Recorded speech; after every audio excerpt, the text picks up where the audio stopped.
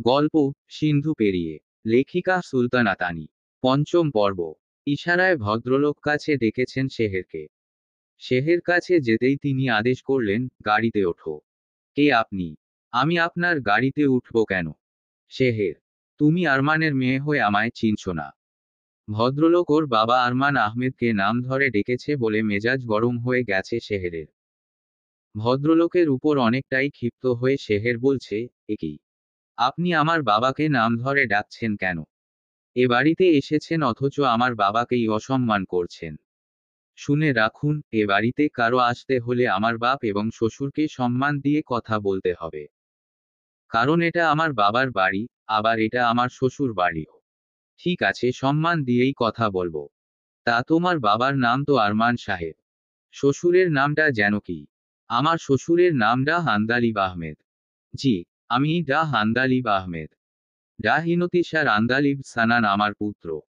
চরম বিস্ময়ের সাথে শেহের প্রশ্ন করছে, আপনি আমার বড় চাচা? হ্যাঁ। চাচাকে দেখে সীমাহীন আধারের মাঝেও শেহের যেন এক টুকরো আলো দেখতে পাচ্ছে। বহুদিন পরে মেয়েটির দুঃখ ভারাক্রান্ত মলিন বদনে ফুটে উঠেছে এক চিলতে হাসি। এ হাসির মাঝেও আখিদয় হয়েছে অশ্রুসজল। সে অশ্রুসজল আখি নিয়েই শেহের অনুতাপের সুরে বলছে, আসলে আমি অনেক টেনশনে থাকার কারণে আপনাকে চিনতে পারিনি। তাছাড়া জীবনে কখনো আপনাকে সামনাসামনি দেখিনি তো। সব কথা হবে। এখন গাড়িতে ওঠো। কেউ চলে আসতে পারে। ডা হান্দালিব, ছোট ফুপিকে একটু বলে আসি। আপনার ছেলেদের বন্ধ মোবাইলগুলো আমি গতরাতে সাথে করে নিয়ে এসেছিলাম। আমার নিজের মোবাইলটাও ঘরে। মোবাইল ফোনগুলো একটু নিয়ে আসি। কেউ টের পাবে না, বাড়ির সবাই এখন ঘুমে। শেহের, কিছুটা ধমকের সুরে ডা হান্দালিব বলছেন, তুমি এখনই গাড়িতে ওঠো। বাকিটা আমি দেখছি। শেহের গাড়িতে উঠে বসেছে। ডা হান্দালিব গাড়ি ভাড়া করে নিয়ে এসেছেন। তবে ড্রাইভার তার পূর্ব পরিচিত এবং বিশ্বস্ত। গাড়িতে ডা হান্দালিবের পাশে বসেই শেহের দুঃখ প্রকাশ করে বলছে, আপনার অল্প বয়সের যেসব ছবি দেখেছিলাম সেগুলোতে কোনো দাড়ি ছিল না আপনার। আর দাড়িওয়ালা যেসব ছবি দেখেছি সেগুলোতে দাড়ি ছিল কালো। কিন্তু এখন তো দেখছি দাড়ি পাকা। তাই আজ আমার চিনতে সমস্যা হলো। বা বুড়ো হয়ে গেছে বলে মেয়ে চিনতে পারেনি। এটাই তো হয়েছে। আসলে ছেলে মেয়ে বড় হয়েছে তো। ছেলে মেয়ে বড় হলে বাপেরা এভাবেই বুড়ো হয়ে যায়। শেহের ভাবছে ডা হান্দালিবের চেহারার সাথে সানান সায়নের চেহারার মিল আছে। কিন্তু কথার মাঝে কেমন যেন শামস শামস ফ্লেভার পাওয়া যাচ্ছে। তাছাড়া শেহের শুনেছে তার বড় চাচা খুব হাসিখুশি ছিলেন। এখনো সেরকমই মনে হচ্ছে তাকে। তাই নির্ভয়ে শেহের প্রশ্ন করছে ডা হান্দালিবকে, আপনি জানালায় দাঁড়িয়েছিলেন কিন্তু ঘরে যাননি কেন? এবার যেন কিছুটা গম্ভীর হয়েছে ডাক্তারের কণ্ঠস্বর, আমার মা আমায় বাড়ি থেকে বের করে দিয়েছিল। মা আমায় কসম দিয়েছিল এ বাড়িতে এলে অথবা তার চোখের সামনে এলে আমি নাকি মায়ের লাশ দেখব। তাই ঘরে যাওয়া অথবা মায়ের দৃষ্টির মুখোমুখি হওয়া আমার পক্ষে সম্ভব নয়। হিসেব করে দেখলাম ঘুমন্ত মাকে দেখায় আমার জন্য কোনো নিষেধাজ্ঞা নেই। কারণ ঘুমন্ত অবস্থায় মা তো আমায় দেখতে পাবে না। বাড়ির বাইরে দাঁড়িয়েও গোপনে মাকে দেখে যাওয়া সম্ভব। তাই অসুস্থ মাকে গোপনে দেখতে এসেছি। আমি জানতাম ঘুমের ঔষধ খাইয়ে মাকে ঘুম পাড়ানো হয়। তাই এই সময়টাতে যে মা ঘুমে থাকবে, এটা অনেকটা নিশ্চিত হয়েই বাড়ির বাইরে এসেছি। কিন্তু মায়ের কসমের কারণে ঘরে যাওয়া অথবা মায়ের মুখোমুখি হওয়া আমার পক্ষে সম্ভব নয়। শেহের মনে মনে ভাবছে এবারও বড় চাচার কথাবার্তা শামস ভাইয়ার মতো লাগছে। যুক্তিও সেরকমই দিচ্ছে। শেহের সহসাই চাচাকে প্রশ্ন করছে, আপনি যে দেশে এসেছেন এটা জানাননি কেন? শেহের, আমি রাতে দেশে এসেছি। মায়াজরা জানে যে আমি দেশে আসব কিন্তু আমি ওদেরকে নিশ্চিত করে আজকের তারিখটা জানাইনি। কারণ শত্রুরা জানতে পারলে দেশে আসার সাথে সাথেই এয়ারপোর্টের বাইরে থেকে আমায় আক্রমণ করতে পারত। সেক্ষেত্রে আমার ছেলেদের কারামুক্তিতেও ঝামেলা হতো। হ্যাঁ, না জানিয়ে এসে ভালোই করেছেন। কারণ ওদেরকে কোনো বিশ্বাস নেই। শেহের, ঠিকই বলেছ। জানো, এদেশ থেকে লন্ডনে যাবার কোনো ইচ্ছেই ছিল না আমার। এদেশের মানুষকে সেবা করার জন্যই ডাক্তার হয়েছিলাম। কিন্তু বাতেন যে কোনো সময় আমার ছেলেদের জীবন ধ্বংস করে ফেলতে পারত। তাই বড় ছেলে দুটো 18 বছরে পদার্পণ করার আগেই আমি লন্ডনে সেটেলড হয়েছিলাম। সানান, সায়নের যখন 17 বছর বয়স তখনই ওদেরকে লন্ডনে নিয়ে গিয়েছিলাম। ওদের জীবনের প্রথম 17টা বছর আমি ইচ্ছে করেই দেশে রেখেছিলাম। এদেশীয় সংস্কৃতি শিখিয়েছি। তারপরেই আমার ফ্যামিলি লন্ডনে শিফট করেছি। কারণ 18 বয়স হয়ে গেলে বাতেন বড় কোনো মামলায় ওদেরকে ফাঁসিয়ে দিতে পারত। সেই ভয় থেকেই ছেলেদেরকে সরিয়ে নিয়েছিলাম। আমার ছেলেরা ওদের দাদিকে খুব দেখতে চেয়েছিল। আমার অসুস্থ মায়ের চিকিৎসারও দরকার ছিল। মাত্র 1 মাসের জন্য ছেলেরা বাড়িতে এলো। কিন্তু বাতেন শত্রুতা করেই ছাড়ল। একশ্বাসে দুঃখের সাথে কথাগুলো বললেন ডাক্তার। আগামীকাল তো মামলা আবার কোর্টে উঠবে। শেহের, ইনশাআল্লাহ আগামীকালই আমার ছেলেরা দায়মুক্ত হবে। ডাক্তার ডাক্তার আন্দালিবকে ফোন বের করতে দেখে আর কথা বাড়ায়নি শেহের। ডাক্তার কল দিয়েছেন ভাগ্নে মায়াজকে। মায়াজ কল রিসিভ করতেই ডাক্তার বলছেন, আমি দেশে এসেছি মায়াজ। আমাদের বাড়ির সামনে থেকে শেহেরকে নিয়ে যাচ্ছি। আমার ছেলেদের আর শেহেরের মোবাইল ফোনগুলো বাড়িতে আছে। তুমি সেগুলো আমার কাছে পৌঁছে দিও। জি, দেব। শোনো মায়াজ, বাড়ির সবাই তো এখন ঘুমে আছে। সবাই জেগে উঠার আগেই তোমরা এ বাড়ি থেকে বের হয়ে যাও। নয়তো তোমাদেরকে ফলো করে শত্রুরা আমার লোকেশন বের করে ফেলবে। মামলার রায় হওয়ার আগে আমার দেশে আসা সম্পর্কে ওদেরকে জানাতে চাই না। জি মামা, আপনি দেশে এসেছেন শুনলে ওরাও নতুন প্ল্যান করে ফেলবে। আর আমার ফ্যামিলি নিয়ে আমি এখনই বের হয়ে যাচ্ছি এই নানা বাড়ি থেকে। কিছুক্ষণ পরেই মায়াজ তার বাবা, মা এবং বোন মেহেককে নিয়ে চুপি চুপি বের হয়ে গিয়েছিল নানি মেহেরুন্নেছার বাড়ি থেকে। আসার সময় ঘুমন্ত মেহেরুন্নেছাকেও বলে আসেনি ওরা। মধ্যরাতে একটি ঘটনা ঘটেছিল এ বাড়িতে। সাদেক আহমেদ আর রাহেলা বেগম বাতেনের ফ্যামিলির উপর অসন্তুষ্ট। বাতেনের সাথে মিলিত হয়ে শেহেরের নতুন করে ক্ষতি করার মতো মানসিকতাও তাদের আর ছিল না। কিন্তু মধ্যরাতে সবার অগোচরে ঝামেলা করেছে সামিরা। গোপনে কাজের বুয়ার ঘরে গিয়েছিল সামিরা। কাজের বুয়ার মোবাইল ফোনটি একটি বাটন ফোন। খুব সহজেই লক খোলা যায় সে ফোনের।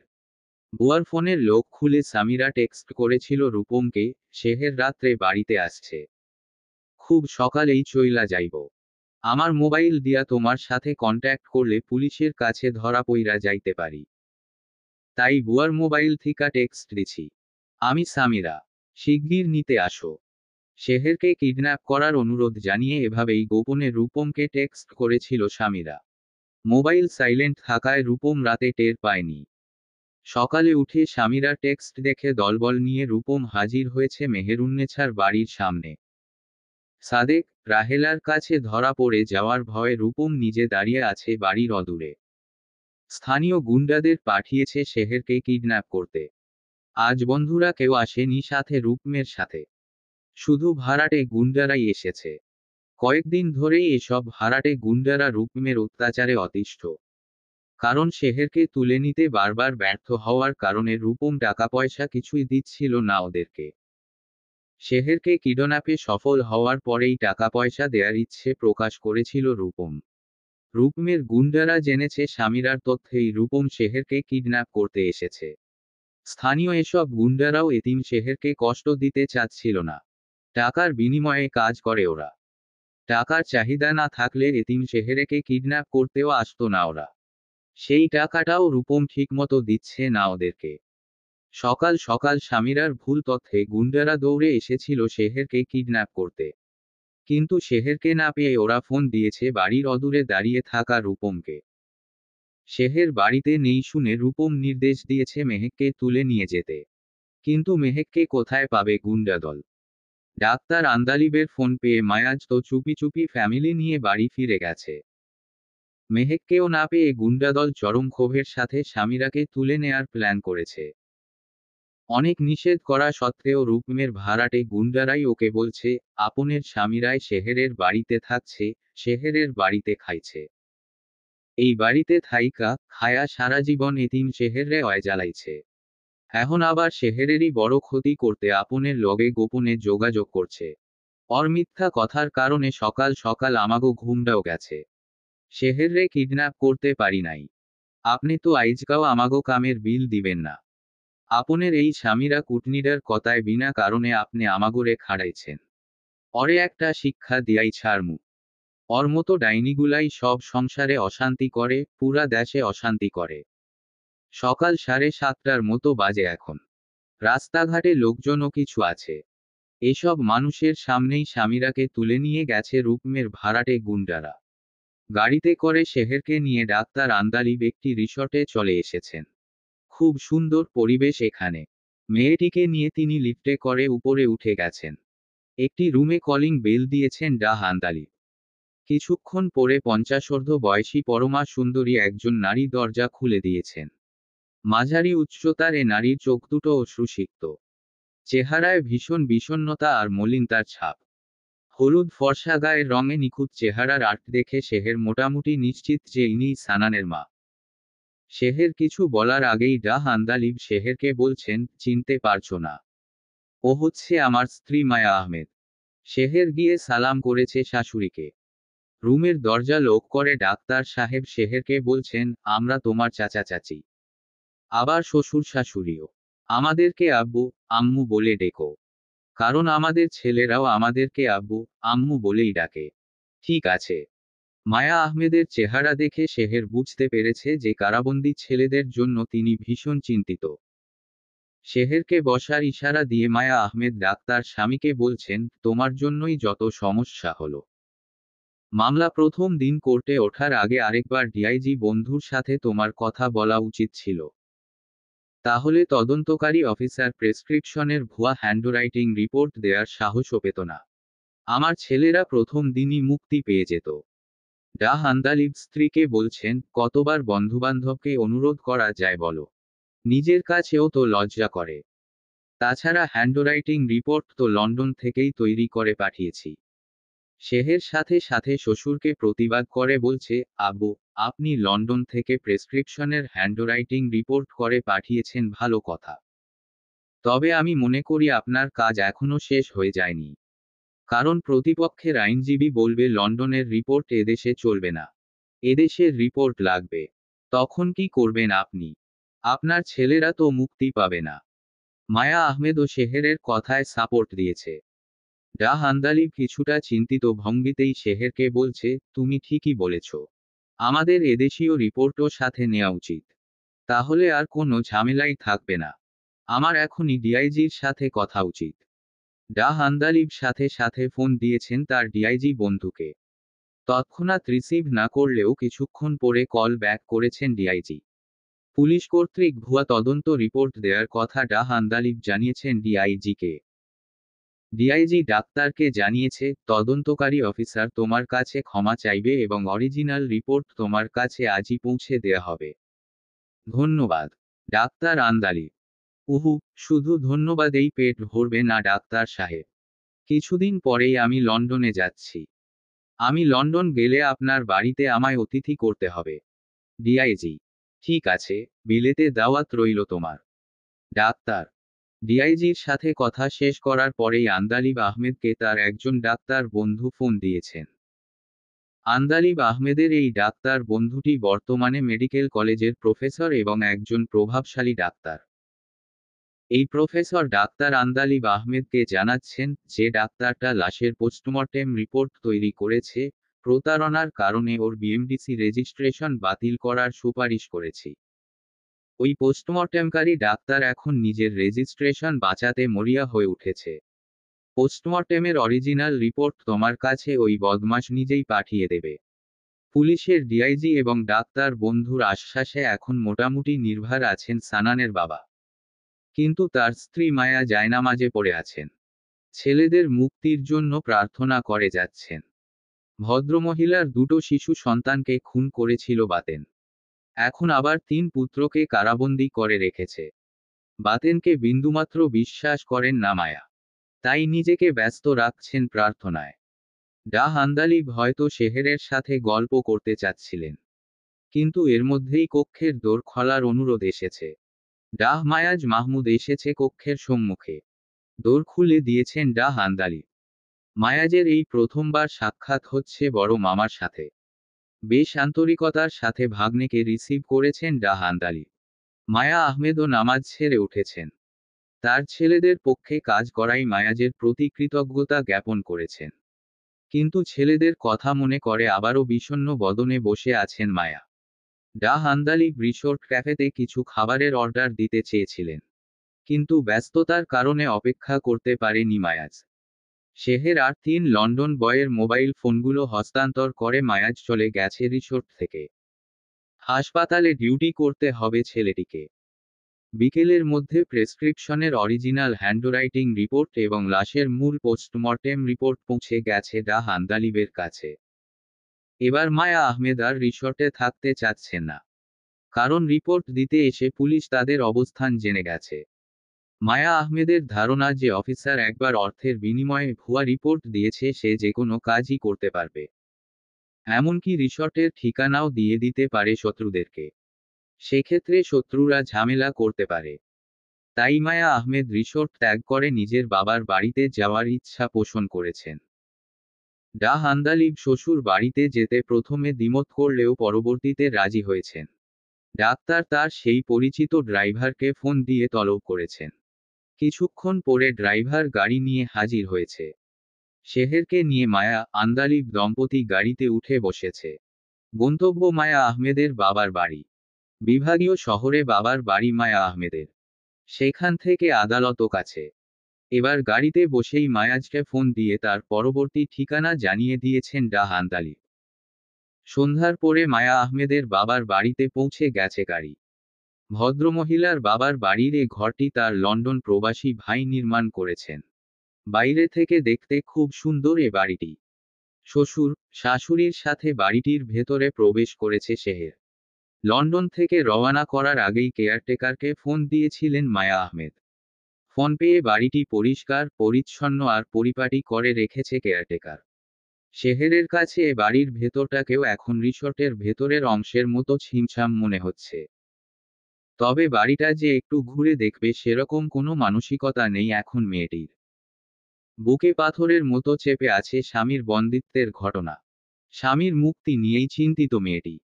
এসব চিন্তার মাঝেই হঠাৎ কলিং বেল বেজে উঠেছে এ বাড়ির দরজায়। কে এলো? কেউ কি জেনে গেল ওদের নতুন ঠিকানার কথা? শেহেরের ভাবনার মাঝেই ডা হান্দালিব দরজা খুলে দিয়েছেন। তাকিয়ে দেখতে পেয়েছেন বোন মরিয়ম এসেছে ফ্যামিলি সহ। ডা হান্দালিবের বোন, ভগ্নিপতি, ভাগ্নে, ভাগ্নি সবার হাতেই খাবারের বক্স। কোনোমতে বক্স হাত থেকে রেখেই ডা হান্দালিবকে জড়িয়ে ধরে কাঁদতে শুরু করেছেন মরিয়ম। আজ সকালে শেহের চলে আসার পরে মরিয়ম বেগমও বাবার বাড়ি ত্যাগ করেছিলেন। শেহের যেহেতু সাথে নেই সেহেতু আজ আর কোনো ভয় ছিল না মরিয়মের। তাই মায়াজের হাসপাতালের কোয়ার্টারে যাননি মরিয়ম। সেই সকালেই ফিরে গিয়েছিলেন নিজ বাড়িতে। সকাল থেকে নিজ হাতে ভাইয়ের জন্য নানারকম খাবার রান্না করেছেন তিনি। এবার সেসব নিয়ে চলে এসেছেন ভাইয়ের কাছে। ভাইয়ের স্ত্রী মায়া সম্পর্কে আপন ফুফাতো বোন মরিয়মের। বহু বছর পরে ফুফাতো বোন মায়াকে দেখেও আজ আবেগে আপ্লুত মরিয়ম বেগম। স্বজনকে কাছে পাওয়ার খুশিতে বেশি সময় পার করেননি তিনি। খানিক বাদেই ব্যস্ত হয়ে গিয়েছেন ভাইকে গরম গরম খাবার পরিবেশনে। মায়া আহমেদ, শেহের সহ মরিয়মের ফ্যামিলির সবাইও আছে খাবার টেবিলে। মায়া আহমেদের কোনো মনোযোগ নেই খাবারে। শেহেরও মনোযোগ হারিয়েছে ভোজনে। কিন্তু ডা হান্দালিব খেয়েই যাচ্ছেন বনের রেঁধে আনা খাবার। মনে হচ্ছে যেন বহু বছর অভুক্ত ছিলেন। ডাক্তারের এভাবে তৃপ্তি সহকারে ভোজন করার কারণও আছে। তিনি নিশ্চিত হয়েছেন মামলার রায়ের ব্যাপারে। পুলিশ যে অরিজিনাল হ্যান্ডরাইটিং রিপোর্ট তাকে পৌঁছে দিয়ে গেছে এটা কখনোই মোকাম্মেল বাতেনের কাছে পুলিশ স্বীকার করবে না। কারণ পুলিশ ওদের কাছ থেকে ঘুষ নিয়েছিল। ঘুষ নিয়েও যে বেইমানি করেছে এটা তো কখনোই পুলিশ নিজে থেকে জানাবে না ওদেরকে। আবার যে ডাক্তার পোস্টমর্টেম রিপোর্ট করেছে সে নিজেও অরিজিনাল রিপোর্ট হস্তান্তর করার ঘটনা বাতেন মোকাম্মেলকে জানাবে না। কারণ সে ডাক্তারও ঘুষ নিয়েছিল। তারা ঘুষ খেয়েও আজ বেইমানি করেছে বাতেন মোকাম্মেলদের সাথে। ডা হান্দালিবের শত্রুরা জানেই না যে আগামীকাল আদালতে কি হতে যাচ্ছে। একদম বিনামেঘে বজ্রপাত হবে ওদের উপরে। ডাক্তার চিন্তামুক্ত থাকার কারণেই ভুরিভোজে ব্যস্ত আছেন। তাছাড়া বোনের রান্না খেয়ে বহু বছর পরে আজ যেন মায়ের রান্নারও স্বাদ পেয়েছেন তিনি। ওইদিকে মায়া আহমেদ, শেহের এরা মামলার হিসাব নিকাশ বজে কম। তাই ওরা টেনশনে কিছুই খেতে পারছে না। খাবার টেবিলে ঘটেছে আরেক ঘটনা। শেহের আবু আম্মু সম্বোধন করছে ওর বড় চাচা চাচিকে। এ অবস্থা দেখে মেহেক টেনশনে পড়ে গেছে। মেহেক ভাবছে যে কোনো সময় সায়নের সাথে আমার বিয়ে হবে। সায়নের বাবা মাকে এখন যদি মামা মামি ডাকি তাহলে অদূর ভবিষ্যতে আব্বু আম্মু ডাকতে কষ্ট হবে। তাহলে কি এখন থেকেই আব্বু আম্মু ডাকবো? এসব ভেবেই ডাহ আন্দালিবকে লাজুক স্বরে মেহেক প্রশ্ন করছে, আমিও কি আপনাদের দুজনকে আব্বু আম্মু ডাকবো নাকি? মেহেকের প্রশ্নের কোনো অর্থই ডাহ আন্দালিব, মায়া আর মেহেকের বাবা মাইনুল মাহমুদ বুঝতে পারেননি। তবে মায়াজ, শেহের আর মেহেকের মা মরিয়ম বুঝতে পেরেছেন ব্যাপারটা। মায়াজ এক ধমক দিয়ে মেহেককে বলছে, রাহুক তুই শেহেরকে কপি করতে করতে এত দূর চলে আসছুস। শেহের আব্বু আম্মু ডাকলে তো আমারও সেটাই ডাকা উচিত ভাইয়া। মেহেক। ডাহ আন্দালিব মেহেককে বলছেন, শেহের কিন্তু আমাদের পুত্রবধূ। তাই ওকে আবু আম্মু ডাকতে বলেছি। তুমি তো ভাগ্নি। তুমি আমাদের দুজনকে মামা মামি বলেই ডাকবে। মেহেক ইতস্তত বোধ করে বলছে, না মানে আমিও শেহেরের মতো আপনাদের পুত্র। ডাহুক। মায়াজের বাছাই গলার ধমক খেয়ে থেমে গেছে মেহেক। ডিনার শেষে মায়াজ আর তার বাবা মাইনুল মাহমুদ বাড়ি ফিরে গেছে। সকালে ডাহ আন্দালিবের সাথে আদালতে যাবে দুজনই। মায়াজদের বিল্ডিং লাগোয়া একটি রুম আছে বিল্ডিংয়ের বাইরের দিকে। 3 দিকে ওয়াল এবং সামনে কলাপসিবল গেট রুমটির। এই রুমটি গাড়ি রাখার জন্য নির্মাণ করা হয়েছে কয়েক মাস আগে। ডাক্তার হিসেবে প্রাপ্ত সরকারি চাকরির বেতনের সাথে চেম্বার করে পাওয়া অর্থ যোগ করেছিল মায়াজ। মা মরিয়ম বেগম তার সঞ্চিত অর্থও দিয়েছিলেন পুত্রধনকে। নিজের টাকা মায়ের টাকা মিলিয়ে বেচারা মায়াজ শখ করে একটি গাড়ি কিনেছিল। সন্ধ্যায় খাবার নিয়ে ডাহ আন্দালিবের সাথে দেখা করতে যাওয়ার পরেই রূপম দলবল নিয়ে এসেছিল মায়াজদের এ বাড়িতে। কিন্তু ঘর তালাবদ্ধ পেয়ে আড়ালে দাঁড়িয়ে অপেক্ষা করছিল ওরা। ভেবেছিল যেখানেই থাকুক না কেন শেহেরকে নিয়ে সবাই হয়তো রাতে মায়াজদের বাড়িতেই আসবে। কিন্তু বহু প্রতীক্ষার পরে দেখতে পেল শুধু মায়াজ আর ওর বাবা গাড়িতে করে ফিরে এসেছে বাড়িতে। মায়াজদের ফ্যামিলির কারণেই তো শেহেরকে কিডন্যাপ করতে পারছে না রূপম। শেহেরকে কিডন্যাপ করতে না পারার কারণেই মায়াজদের প্রতি ক্ষোভ তৈরি হয়েছে রূপমের মনে। রূপমের লোকেরা মধ্যরাতে কলাপসিবল গেটের ফাঁক দিয়ে আগুন লাগিয়েছে মায়াজের শখের গাড়িটিতে। আজ রাতেও মায়াজ নিঃশব্দে ক্লাব ফুটবল খেলা দেখছিল। হঠাৎ পোড়া গন্ধ পেয়ে বেরিয়ে দেখে তার শখের গাড়িটি পুড়ছে। আগুন থামালেও বদলে গেছে তার গাড়ির চেহারা। মায়াজ ভীষণ ব্যথিত হয়েছে এ রাতের ঘটনায়। পরদিন সকালে আদালতে চলে এসেছেন ডাহ আন্দালিব, মায়াজ এবং মায়াজের বাবা। মুনের বাবাও চলে এসেছেন কিছুক্ষণের মধ্যেই। তিনি এ মামলার নতুন আইনজীবী। আদালত প্রাঙ্গণে আজও ভীষণ ব্যস্ততা। ভীষণ ব্যস্ততার মাঝেই সানাদেরকে আনা হয়েছে আদালতে। যথাসময়ে শুনানিও শুরু হয়েছে সানানদের মামলার। মোকাম্মেল ভাবতেও পারেনি যে তদন্তকারী পুলিশ, পোস্টমর্টেমকারী ডাক্তার সবাই গোপনে তার বিরুদ্ধে চলে গেছে। সবাই অরিজিনাল রিপোর্ট দিয়ে দিয়েছে। আজ শুধু মামলার রায় হয়নি। যে রাতে সানানরা গ্রেফতার হয়েছিল সে রাতে মোকাম্মেল যে তাড়াহুড়ো করে লাশ মাটি দিতে চেয়েছিল সে ভিডিও উকিল সাহেব সংগ্রহ করে এনেছিলেন। এদিকে পোস্টমর্টেম রিপোর্টও এসেছে যে ঔষধে নয়, সরাসরি বিষপ্রয়োগে মোকাম্মেলের বাবার মৃত্যু হয়েছে। মামলার রায় পড়ার সময়ই মোকাম্মেল একরকম পালিয়ে যেতে চেয়েছিল। কিন্তু কোর্ট থেকে পালানো কি এত সহজ? আজ কোর্ট থেকেই গ্রেফতার হয়েছে মোকাম্মেল। 3 লন্ডন বয় নির্দোষ প্রমাণিত হয়েছে। তবে বিএমডিসি রেজিস্ট্রেশন ছাড়া চিকিৎসা দেয়ায় সানানদেরকে জবাবদিহির মুখে পড়তে হয়েছিল। আদালত এটাকে প্রতারণা ভেবেছিলেন। কিন্তু আজকের শুনানির শুরুতেই মোকাম্মেল ভুল করে আদালতকে বলে দিয়েছিল যে তার বাবাকে সানান ফ্রি ট্রিটমেন্ট দিয়েছে। এই প্রসঙ্গ টেনেই সানান পরবর্তীতে আদালতকে জানিয়েছিল যে আমরা দুভাই বিএমডিসি রেজিস্ট্রেশন ছাড়া চিকিৎসা দিয়ে কোনো প্রতারণা করিনি। প্রতারণা করলে চিকিৎসার বিনিময়ে আমরা সম্মানই নিতাম, ফ্রি ট্রিটমেন্ট দিতাম না। কিন্তু আমরা তো কোনো সম্মানই নেইনি। এটাই প্রমাণ করে যে আমরা প্রতারণা করিনি। তাছাড়া বিএমডিসি রেজিস্ট্রেশন নেয়ার যোগ্যতাও আমাদের ছিল। আমরা এদেশীয় আইন না জেনেই চিকিৎসা দিয়ে ভুল করেছিলাম, তবে প্রতারণা নয়। ফ্রি ট্রিটমেন্ট দেওয়ার কথা শুনে বিচারকও বিশ্বাস করেছেন যে এখানে প্রতারণার কোনো উদ্দেশ্যই ছিল না। কারণ প্রতারণা করলে তো চিকিৎসার বিনিময়ে সানান, সায়ন আর্থিক সুবিধা নিত। কিন্তু ওরা তো সেটা নেয়নি। আইন না জেনে ভুল করাই সানান, সায়নের খুব সামান্যই অর্থদণ্ড জরিমানা হয়েছে। সবশেষে বাবার সাথে বীরের বেশে কোর্ট থেকে বের হয়েছে 3 লন্ডন বয়। বাতেন কল্পনাও করতে পারেনি যে ডাক্তার আন্দালিব দেশে এসেছেন। তার ছেলেদেরকে যে এত সহজেই কারামুক্ত করে ফেলবেন, এটাও কল্পনাতীত ছিল বাতেনের। সানানদেরকে জেলে রেখে শেহেরকে কিডন্যাপ করে খেলা শুরু করতে চেয়েছিল বাতেন। কিন্তু খেলা শুরুর আগেই খেলা শেষ হয়ে গেল বাতেনের।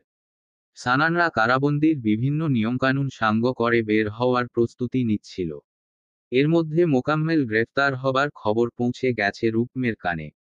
পুত্র রূপম ভীষণ দুঃখে বাতেনকে বলেছে, আব্বু, তোমার বুদ্ধিতেই তো সব করলাম। তুমি তো ঘরে বইসা আমারে দিয়া কাম করাইছ। এখন তো মোকাম্মেল গ্রেফতার হইছে। মোকাম্মেল জবানবন্দি দেওয়ার সময় আমার নামটা তো কইয়া দিব। আমি তো খুনের আসামি হিসাবে গ্রেফতার হইমু। আমার কি হইব এখন? বাতেন ছেলেকে অভয় দিয়ে বলছে, তুই টেনশন করিস না। আমি ইচ্ছা কইরাই তোরে দিয়া সবকিছু করাইছি। কারণ আমি জানি ডাক্তার আন্দালিব তোর বিরুদ্ধে কঠোর হইতে পারব না। কারণ তুই তার আপন ভাইগনা। এই ডাক্তার আগেও মায়ার 2 শিশু খুনের মামলা তুইলা ফেলছিল। এইবারও তোর কথা চিন্তা কইরাও মামলা তুইলা ফালাইব। আর মামলা না তুললে আলিয়ারে তালাক দেওনের ভয় দেখাইমু আমি ডাক্তার ওরে। ডাক্তার আন্দালিব বইনের তালাকের কথা চিন্তা কইরাও মামলা আগাইব না। তোমার মাথা তো পুরাটাই গেছে আব্বু। ডাক্তার তো এখনো মামলাই করে নাই। আইজ পুলিশ মামলা করছে মোকাম্মেলের বিরুদ্ধে। তাছাড়া ডাক্তার তোমারে একবার ছাইরা দিছে, এইবার আর নাও ছাড়তে পারে। রূপম, চিন্তা করিস না। তোরে আমি এমন একটা গোপন জায়গায় লুকা রাখমু যে দুনিয়ার কেউ খুইজা পাইব না। কিন্তু গোপনে আইসা তুই ঠিকই কাজ কইরা যাইতে পারবি। মায়াজের উকিল ফুফার কারণে ডাক্তারের পোলারা জেল থিকা বাইর হইতে পারছে। নেক্সটে কোনো প্ল্যান করার আগে এই উকিল শালারে একটা শিক্ষা দিয়া নিতে হইব। বাতেন, রূপমদের বাপ ব্যাটার কোনো প্ল্যানই কাজ করেনি। প্রেসক্রিপশন জালিয়াতি কৌশলে তৈরি করা ভিডিও সব গোল্লায় গেছে। ওইদিকে সানানরা সব নিয়মকানুন শেষ করে বের হয়েছে মুক্ত বাতাসে। গন্তব্য এখন নানা বাড়ি। সানানের মা এবং স্ত্রী আছে সেখানে। গাড়িতে বসে ডাহ আন্দালিব সানানকে প্রশ্ন করছে, তোমার এই ইনতিশার আন্দালিব সানান নামটার অর্থ মনে আছে তো? জি আব্বু, আন্দালিব তো তোমার নাম। আন্দালিব নামের অর্থ সফল, বিজয়ী। আমার ইনতিশার নামের অর্থ বিজয়। আর সানার নামের অর্থ ধৈর্য, সাহসের পথের নির্ভীক অভিযাত্রী। আজ থেকে ধৈর্যের পথে নির্ভীক, সাহসী অভিযাত্রী হয়ে তোমাকে বিজয় লাভ করতে হবে। আমাদের শত্রুকে পরাজিত করে বিজয়ী হতে হবে। আন্দালিব। গতকাল সামিরাকে তুলে নিয়ে গিয়েছিল রূপমের গুন্ডারা। রূপম অনেক চেষ্টা করেও গুন্ডাদের আটকাতে পারেনি। শুধু কি তুলেই নিয়ে গিয়েছিল গুন্ডারা, শাস্তিও দিতে চেয়েছিল ওরা সামিরাকে। কোনো উপায় না দেখে রূপম গতকাল বিল পরিশোধ করে দিয়েছিল ভাড়াটে গুন্ডাদের। বকশিসও দিয়েছিল কিছু। বিনিময়ে গুন্ডাদের কাছ থেকে সামিরাকে নিজের জিম্মায় নিয়েছিল। ওদের সামনেই সামিরাকে পাঠিয়ে দিয়েছিল আস্তানার বিছানায়। গতকাল রূপম অনৈতিক সম্পর্কও করেছিল সামিরার সাথে। আগেও বহুবার অনৈতিক সম্পর্ক করেছিল রূপম এবং সামিরা। তবে সেটা ছিল গোপনে। আর গতকালের ঘটনা ছিল সম্পূর্ণ আলাদা। গতকাল ভোরে মুখোশধারী গুন্ডাদল কর্তৃক সামিরাকে কিডন্যাপ করতে দেখেছিল এলাকার কয়েকজন। কিডন্যাপের ঘটনা এলাকায় ছড়িয়ে পড়েছিল তখনই। মুখোশধারী গুন্ডাদের চিনতে না পারলেও রূপমকেই সন্দেহ করেছিলেন সাদেক আহমেদ। মুরব্বি ভেবেছিলেন রূপম তার মেয়েকে তুলে নিয়ে গেছে। ভাগ্নে রূপমকে ফোন দিয়ে পুলিশের ভয়ও দেখিয়েছিলেন তিনি। কিন্তু রূপম সাথে সাথেই মামা সাদেককে বলে দিয়েছিল, আপনের স্বামীরা গোপনে বহুবার আমার লগে সম্পর্ক করছে। অরে আমি উঠা আনতে যাইমু কেন? কুটনামি করছে দেইখা আমার ভাড়াইটা গুন্ডারা অরে উঠা আনছে।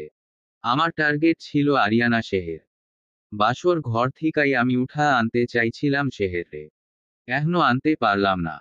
তুই মিথ্যা কইতাছস রূপম। স্বামীরারে তুই নিজেই উঠা আনিছস। সাদেক। রূপম নাছোড়বান্দার মতো প্রত্যুত্তর দিয়েছিল সাদেক আহমেদকে, স্বামীরায় নিজেই গোপনে আমার ঘরে আসতো। অরে আমি ভাড়াইটা গুন্ডা দিয়া উঠা আনমু কোন দুঃখে। অয় কাজের বুয়ার মোবাইল থিকা টেক্সট দিছিল আমারে। কইছিল শিগগির নিতে আসো। আমি তো তাও অরে আনতে চাই নাই। দলের পোলাপানে আনছে। আমি আরো 10 জনের হাত থিকা অরে বাঁচাইছি। আমার সাথে সম্পর্ক ছিল দেইখাই অরে অন্যের হাত থিকা বাঁচাইছি। রূপম, তোরে আমি বিশ্বাস করি না। সাদেক। বিশ্বাস না করাই কাজের বুয়ার মোবাইল থেকে স্বামীরার পাঠানো সেই টেক্সটের স্ক্রিনশট রূপম পাঠিয়ে দিয়েছিল মামাকে। সাদেক আহমেদ রূপমকে দেয়া স্বামীরার সে টেক্সট করেছিল বিড়বিড় করে, সেহের রাত্রে বাড়িতে আসছে। খুব সকালেই চইলা যাইব। আমার মোবাইল দিয়া তোমার সাথে কন্ট্যাক্ট করলে পুলিশের কাছে ধরা পইরা যাইতে পারি। তাই বুয়ার মোবাইল থিকা টেক্সট দিছি। আমি সামিরা। শিগগির নিতে আসো। এমন টেক্সট দেখে চমকে গিয়েছিলেন সাদেক আহমেদ। কারণ এ টেক্সট যে সেহেরের বিরুদ্ধে স্বামীরার ষড়যন্ত্রের টেক্সট। আবার টেক্সটের সব শেষ বাক্য হচ্ছে, শিগগির নিতে আসো। এই লেখার অর্থ এমনও হতে পারে যে স্বামীরাই ওকে উঠিয়ে নেয়ার জন্য রূপমকে অনুরোধ করেছিল। এমন ডাবল মিনিংয়ের লেখা এবং সেহেরের বিরুদ্ধে স্বামীরার ষড়যন্ত্র দেখে চিন্তিত হয়ে গিয়েছিলেন সাদেক আহমেদ। তিনি ভেবেছিলেন রূপমের সাথে পুলিশি ঝামেলা করতে গেলে রূপম নিজেই স্বামীরার এই টেক্সট পুলিশকে দেখাবে। সেক্ষেত্রে সেহেরের বিরুদ্ধে ষড়যন্ত্রের কারণে স্বামীরাই ধরা পড়বে, এমনটা ভেবে সাদেক আহমেদ পুলিশি সাহায্যও নিতে পারেননি। তাছাড়া রূপম সাদেক আহমেদকে বলেছিল স্বামীরার সাথে ওর পুরনো অনেক ভিডিও এবং অডিও আছে। সেগুলোও প্রমাণ দেবে যে রূপমের সাথে অনৈতিক সম্পর্ক স্বামীরার ইচ্ছেতেই হয়েছে। মেয়ে নিয়ে সব দিক থেকে আটকে গিয়েছিলেন সাদেক আহমেদ। শেষ পর্যন্ত পুলিশের শরণাপন্ন হতে পারেননি মুরব্বি। রূপমের আস্তানা থেকে দুপুরে বাড়ি ফিরেছিল স্বামীরা। কিন্তু এলাকার মানুষজন ভেবেছে গুন্ডাদের হাতে ইজ্জত নষ্ট হয়েছে স্বামীরার। গতকাল থেকে মানুষ একরকম পতিতার চোখে দেখছে স্বামীরাকে। কেউ কেউ কলঙ্কিনী বলে গালিও দিচ্ছে। সেহেরকে বিপদে ফেলতে গিয়ে নিজে কলঙ্কিত হওয়ায় স্বামীরার প্রতি ভীষণ ক্ষুব্ধ হয়েছিলেন বাবা। স্বামীরাকে বাড়ি থেকে বের করে দেয়ার ঘোষণাও দিয়েছিলেন। রাহেলা হাত পায়ে ধরে স্বামীকে নমনীয় করেছিল স্বামীরার ব্যাপারে। কিন্তু ঘর থেকে বের হবার মতো উপায় নেই এখন সাদেক আহমেদের। মেয়ে স্বামীরার কারণে সবাই যাতা বলছে মুরব্বিকে। রূপমের দল কর্তৃক কিডন্যাপের কারণেই তো স্বামীরা সমাজে বেইজ্জতি হলো। তাই রূপমের প্রতি ভীষণ ক্ষোভ তৈরি হয়েছে সাদেক রাহেলার। আলিয়া বাতেন দম্পতির সাথে তাদের বহু বছরের ঘনিষ্ঠ সম্পর্কেরও ইতি ঘটেছে গতকালই। খুব হিমশীতল হাওয়া বইছে আজ। এ হাওয়া যেন গাইছে মধুর গান। এ গান বিজয়ের গান। কারাগার থেকে বিজয়ীর বেশে বাড়ি ফিরছে 3 লন্ডন বয়। এ বাড়ি ওদের নানা বাড়ি। মামায়া আহমেদ ব্যস্ত ছিলেন ছেলেদের ঘরে ফেরার প্রার্থনায়। ফুফু মরিয়ম বেগম নিজেকে মগ্ন রেখেছেন বাহারি রন্ধনে। স্বামীর অপেক্ষায় সেহের দাঁড়িয়েছিল দোরগোড়ায়। আর মেহেক লিপস্টিক কাজল দিয়ে সেজেগুজে বেচারি অপেক্ষমান ছিল সায়নের জন্য। সানানদের গাড়ি চলে এসেছে বাড়ির ভেতরে। মেহেক ড্রয়িং রুম থেকে দৌড়ে চলে গেছে গাড়ির কাছে। সানান সবার আগে গাড়ি থেকে নেমে ঘরে ঢুকতেই সেহের দৌড়ে গেছে স্বামীর কাছে। মেয়েটি একাই ছিল ড্রয়িং রুমে। কদিনের বিরহ শেষে ফিরে পাবার খুশিতে সে আলিঙ্গন করছে স্বামীকে। আজ এই খুশি লগ্নেও মেয়েটির নয়ন হয়ে আছে অশ্রুসজল। কিন্তু ওর বড়মশাইয়ের বদনে কোনো অভিব্যক্তিই যেন নেই। আগেকার সেই হাসি, সেই খুশি কোথায় যেন হারিয়ে গেছে। মেহেক ঘরের দিকে একবার উকি দিয়ে দেখেছে আলিঙ্গনরত সেহের আর সানানকে। এমন দৃশ্য দেখে কপিবাজ মেহেক কি বসে থাকবে নাকি? সায়ন গাড়ি থেকে নামতেই মেহেক সবার সামনে গিয়ে আলিঙ্গন করছে ওর প্রিয়তমকে। মেহেককে কি বলবে এখন সায়ন? তাকে ফিরে পাবার খুশিতেই তো প্রেয়সী মেহেক এভাবে আলিঙ্গন করছে। বেচারা আজ কিছু বলতেও পারছে না, মেহেককে আবার সবার সামনে লাজ নিবারণ করতেও পারছে না। ছেলেরা ঘরে ফিরে আসায় মামায়া আহমেদ প্রার্থনা ছেড়ে উঠেছেন। গতকাল মায়া আন্দালিব দম্পতিকে আব্বু আম্মু ডাকতে চেয়েছিল মেহেক। তখন তারা ঘটনা বুঝতে পারেনি। কিন্তু আজ মেহেকের প্রকাশ্য আলিঙ্গন তাদেরকে বুঝিয়ে দিয়েছে মেহেক সায়নের প্রেমের ব্যাপারটা। মা মায়াকে এগিয়ে আসতে দেখে শামস চলে গেছে মায়ের কাছে। মায়ের পদধ্বনি শুনে বউকে বাহুডোর থেকে সানান আগেই সরিয়ে দিয়েছিল সযত্নে। মায়া আহমেদ অন্দরের পর্দা ঠেলে সামনে আসতেই সানান চলে এসেছে মায়ের কাছে। আর সায়ন মেহেককে বাহুডোর থেকে সরাতে গিয়ে তাকিয়ে দেখে মেহেক তার শার্টে লিপস্টিক লাগিয়ে দিয়েছে। বেচারা দুহাতে শার্ট ঢেকে তড়িঘড়ি করে প্রস্থান করেছে অন্দরের দিকে। শেহের চুপ করে দাঁড়িয়েছিল শাশুড়ির পাশে। হঠাৎ শামস এসে চুপি চুপি শেহেরকে শুধিয়েছে, আমার জন্য কেউ এলো না কেন রে? সেটা কি আমি জানি? দায়সারা উত্তর শেহেরের। তোমরা নায়ক নায়িকা হয়ে থাকবা, আর আমি বাদ যাব নাকি? আমারও নায়িকা লাগবে, নয়তো আমি কিন্তু খেলব না। দুষ্ট হেসে শেহেরের কাছ থেকে সরে গেছে শামস। ওইদিকে মায়ের সান্নিধ্য শেষে চিন্তিত ভঙ্গিতে সানান প্রস্থান করছিল এ কক্ষ থেকে। শেহের তড়িঘড়ি করে এসে সামনে দাঁড়িয়েছে বরের। খুব আদুরে গলায় বলছে, জেলখানায় বসে দাড়ি গোঁফ হয়ে গেছে আপনার। কোনো ডিজাইন নেই আপনার এই দাড়ি গোঁফের। আপনাকে একদম জঙ্গল দেখাচ্ছে এখন। হুম, বেশ শুকিয়েও গেছেন আপনি। শেহের, হুম, আপনার সেই হাসি খুশি স্নিগ্ধ চেহারাটা এখন আর নেই। হুম। বউয়ের পানে না তাকিয়েই কক্ষের দিকে হাঁটতে হাঁটতে বারবার হুম বলে উত্তর দিয়ে যাচ্ছে সানান। এরকম দায়সারা জবাব শুনে শেহেরের বেশ বিরক্ত লাগছে। এমন পরিবর্তন কেন এলো তার বরের মাঝে?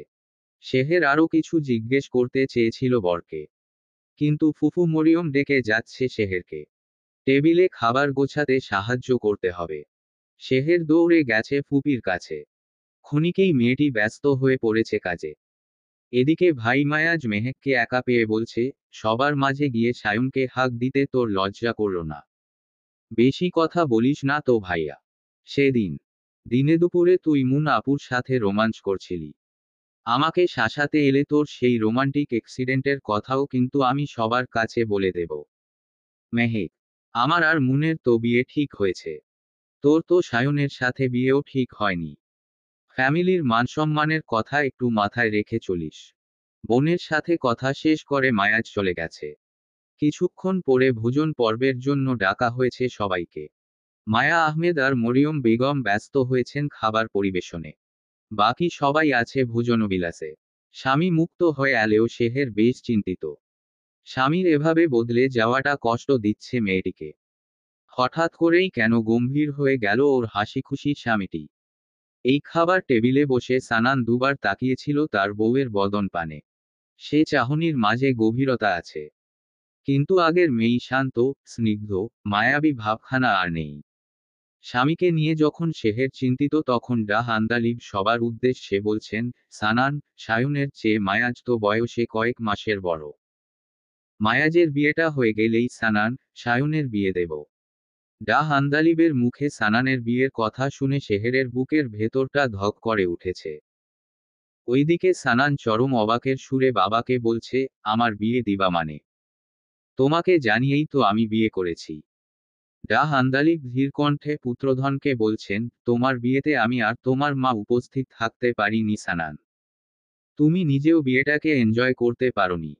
শেহেরও এনজয় করতে পারেনি বিয়েটা। মনে মনে হয়তো তোমরা দুজনও আরেকটু আনন্দ করেই বিয়ে করতে চেয়েছিলে।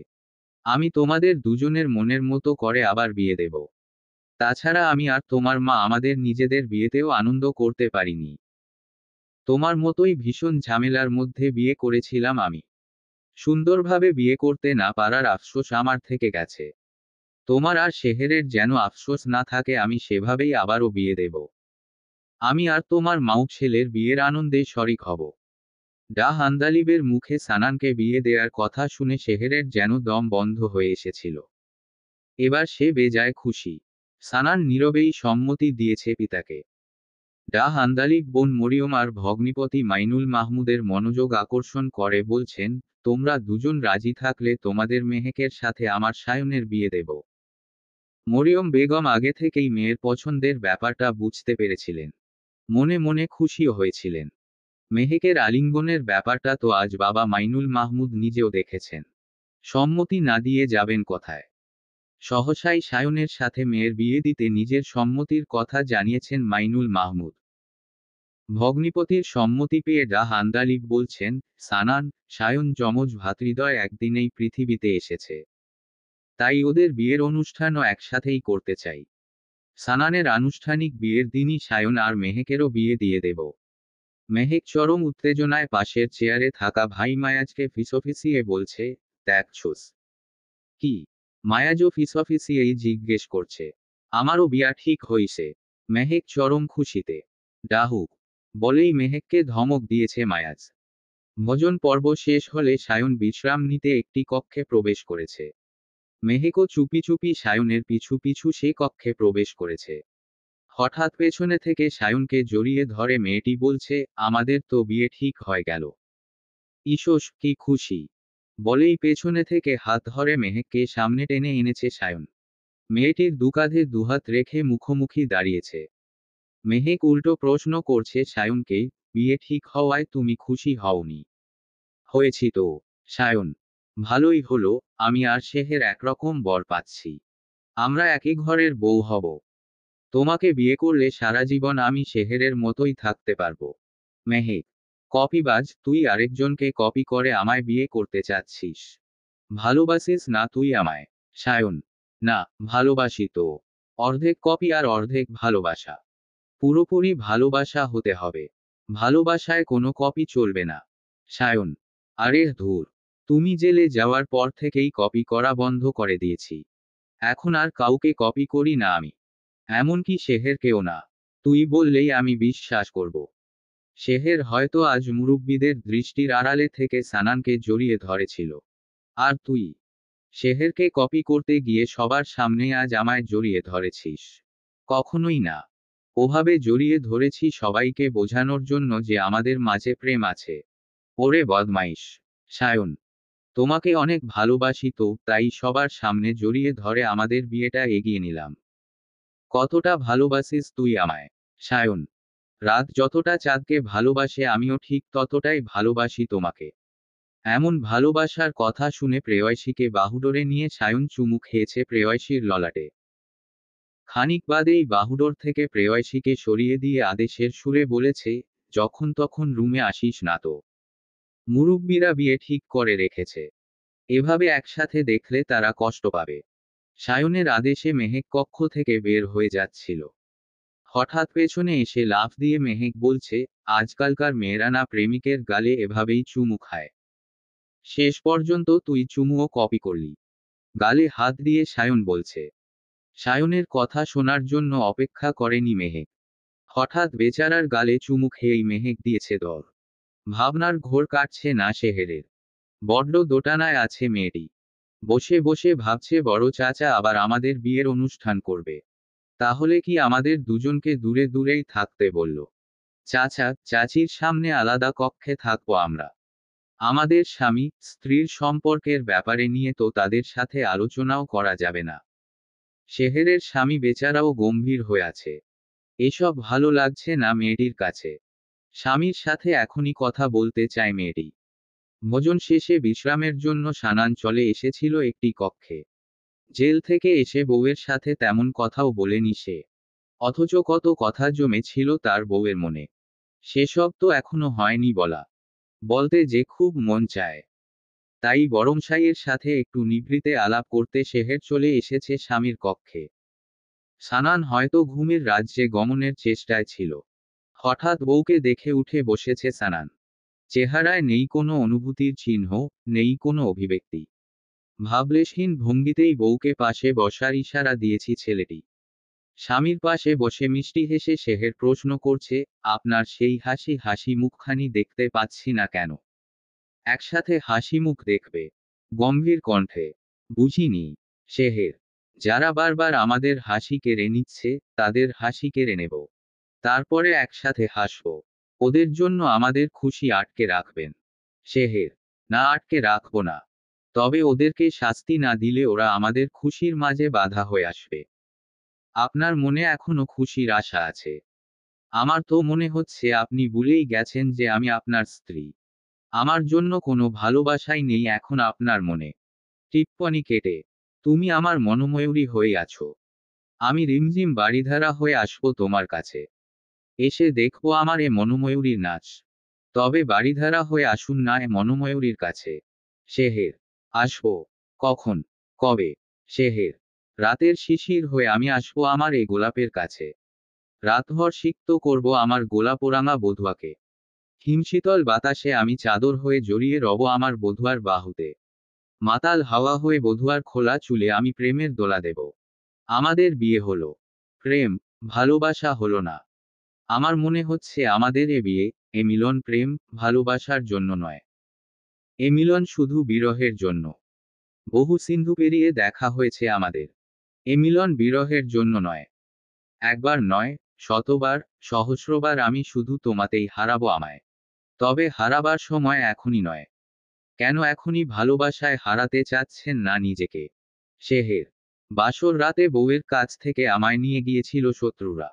ভালোবাসা তোমায় উপহার দিতে পারিনি। উপহার দিয়েছি শুধু আখিজল। সে আখিজলের হিসেব হবে। তারপরেই বাসর হবে, ভালোবাসাবাসীও হবে। ততদিনে আমার হৃদয়টা বালুকাবেলার মতো শুকনো হয়ে যাবে। শেহের, আমি ঢেউ হয়ে এসে সে বালুকাবেলাকে নিমিষেই সিক্ত করে দেব। শত্রুর জন্য আমাদের দুজনের দূরে থাকা কি উচিত? ধরো, শত্রুকে বিনাশ না করেই আজ তোমায় আমি ভালোবাসলাম। শত্রুতার খেলায় আগামীকালই আমাদের ভালোবাসায় বিরহ আসতে পারে। এমনকি সে বাসর রাতের মতো আমাদের ভালোবাসার মাঝেও শত্রু এসে হানা দিতে পারে। তাই শত্রুকে শাস্তি দিয়েই আমি তোমায় ভালোবাসতে চাই। আমাদের পথের কাঁটাগুলোকে সরিয়ে দিয়ে সুদীর্ঘ ভালোবাসার পথ পাড়ি দিতে চাই। আপনাদের তো ছুটি প্রায় শেষ হয়ে গেছে। কয়েকদিনের মধ্যেই তো লন্ডনে ফিরে যাবেন। বিয়ের হিসাব নিকাশ বাদই দিলাম। ঠিকমতো একটু প্রেমও হলো না আপনার সাথে। শেহের, না, আমরা যমজ দুভাই আগের ছুটির সাথে আরো 1 মাসের ছুটি নেব। আব্বু, আম্মু, সামস্য থাকবে। আর প্রেম, আমার প্রেমরাজ্য তো এখনো সুরক্ষিত নয়। শত্রুর শাস্তির ব্যবস্থা করে প্রেমরাজ্যকে প্রথমে সুরক্ষিত করব। তারপরেই আমার প্রেমরাজ্যের রানীর কাছে আসব। শেহের বুঝতে পেরেছে ওর বরের সাথে কথা বাড়িয়ে আর কোনো লাভ নেই। শত্রুকে শিক্ষা না দিয়ে বরংসাই ওকে ভালোবাসবে না। হয়তো যুক্তি আছে সানানের কথায়। তবুও ওর হাসিখুশি বরের এমন উদাসীনতায় বেচারি বেশ ব্যথিত হচ্ছে। তাই মলিন বদনে বেরিয়ে যাচ্ছিল সে স্বামীর কক্ষ থেকে। ডাহিনতিসার আন্দালিব সানানো মূর্খ নয়। ক্ষণিকেই বুঝতে পেরেছে বউয়ের মনের অবস্থা। পেছনে থেকে বউয়ের হাত ধরে নিয়ে এসেছে কাছে। এক হাতে বউকে বুকে জড়িয়ে নিয়ে অন্য হাতে বউয়ের থুতনি ধরে শান্তস্বরে বলছে, বউ আমার, রাগ করে না। ওদের বিরুদ্ধে ব্যবস্থা না নেয়া পর্যন্ত আমার মনটাকে স্থির করতে পারবো না। একটু ধৈর্য ধরো। আমার মায়ের 2 শিশু সন্তান খুনের হিসেব, বাসর রাতে আমাকে গ্রেফতার করার হিসেব নেওয়া হোক। তারপরেই আসবো তোমার কাছে। শেহের স্বামীকে সরিয়ে দিয়ে প্রস্থান করতে চেয়েছিল নীরব অভিমানে। কিন্তু সানান বউকে বাহুডোরে নিয়েই ভালোবাসার স্পর্শ এঁকে দিয়েছে বউয়ের ললাটে। তারপর রাশভারী কণ্ঠে বলছে, এই তো আর কটা দিন। সব পিছুটান শেষ করেই আমি তোমাতে হব বিলীন। নরমালি যেকোনো মামলার তদন্ত চলাকালে পুলিশ আসামির স্বীকারোক্তি প্রকাশ করতে চায় না। তাহলে অন্যান্য আসামিরা হুঁশিয়ার হয়ে যায়। তবে দ্য আন্দালিব আজ পুলিশকে দেয়া মোকাম্মেলের স্বীকারোক্তি সম্পর্কে অবগত হয়েছেন। মোকাম্মেল পুলিশকে জানিয়েছে, আমার ব্যবসা ছিল সাদেক মিয়া আর বাতেন সাবের লগে।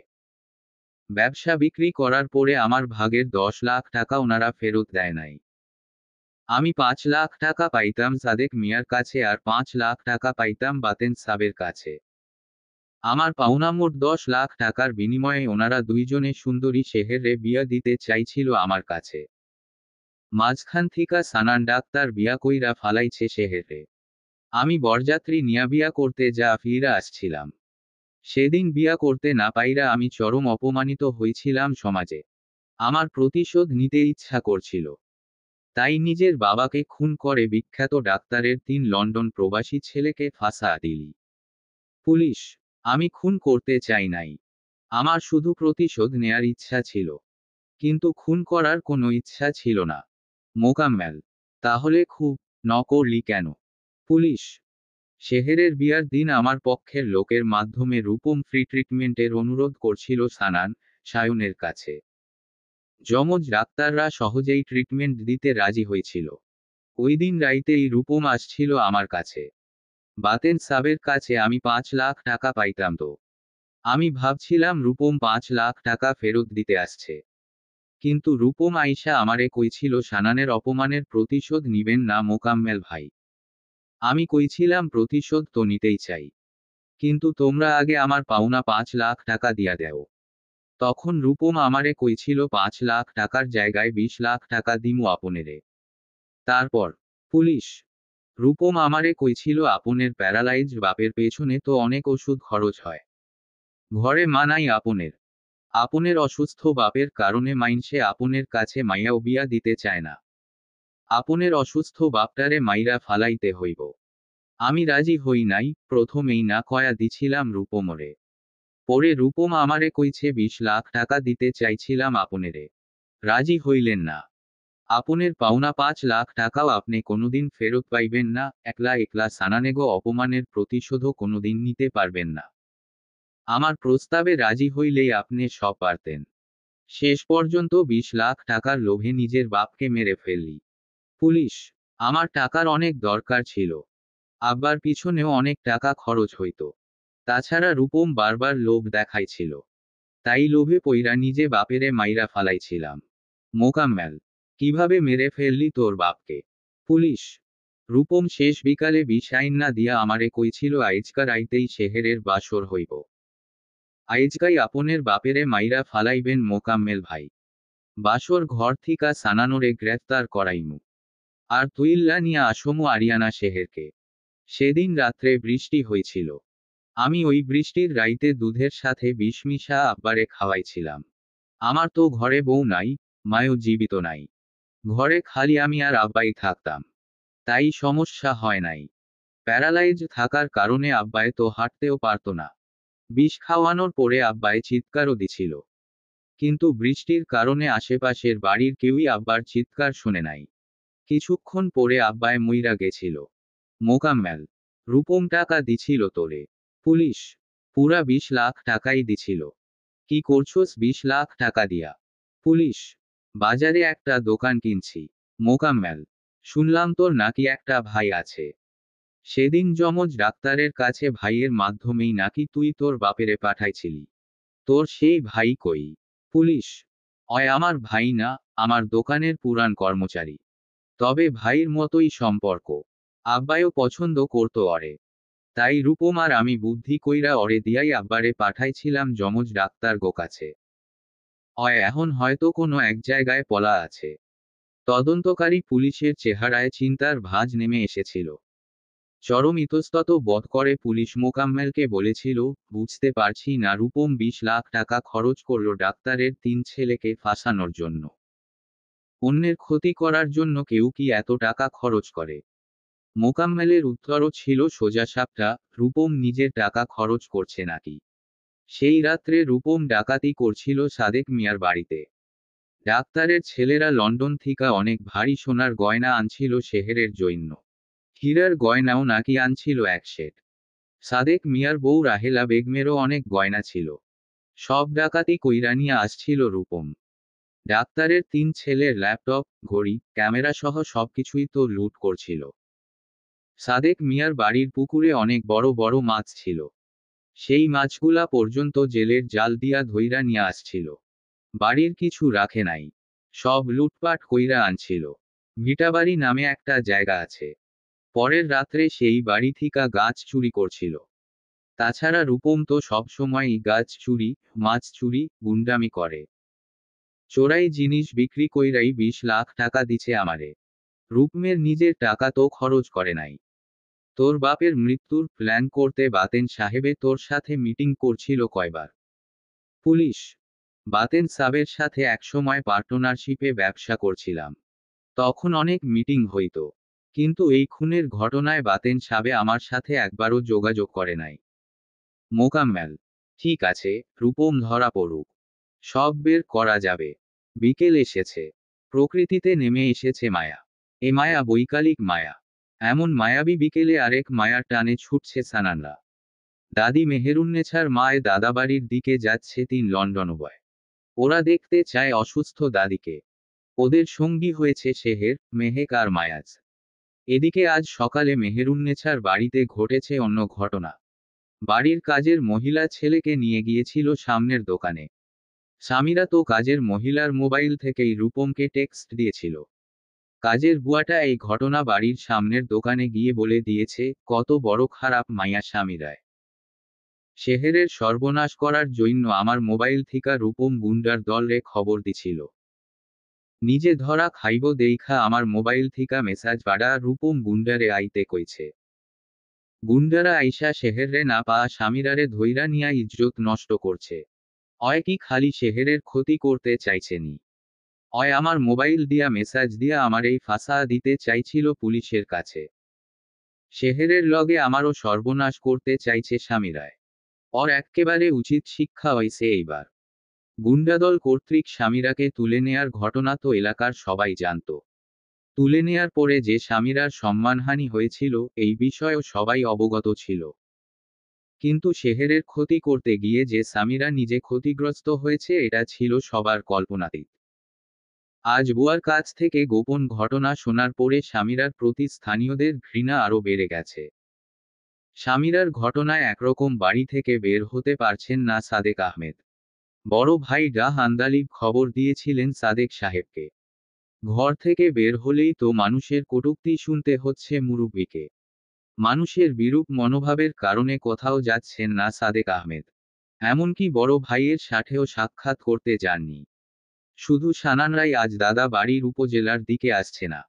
ওদের বাবা ডাহ আন্দালিবও আজ নিজ উপজেলায় এসেছেন।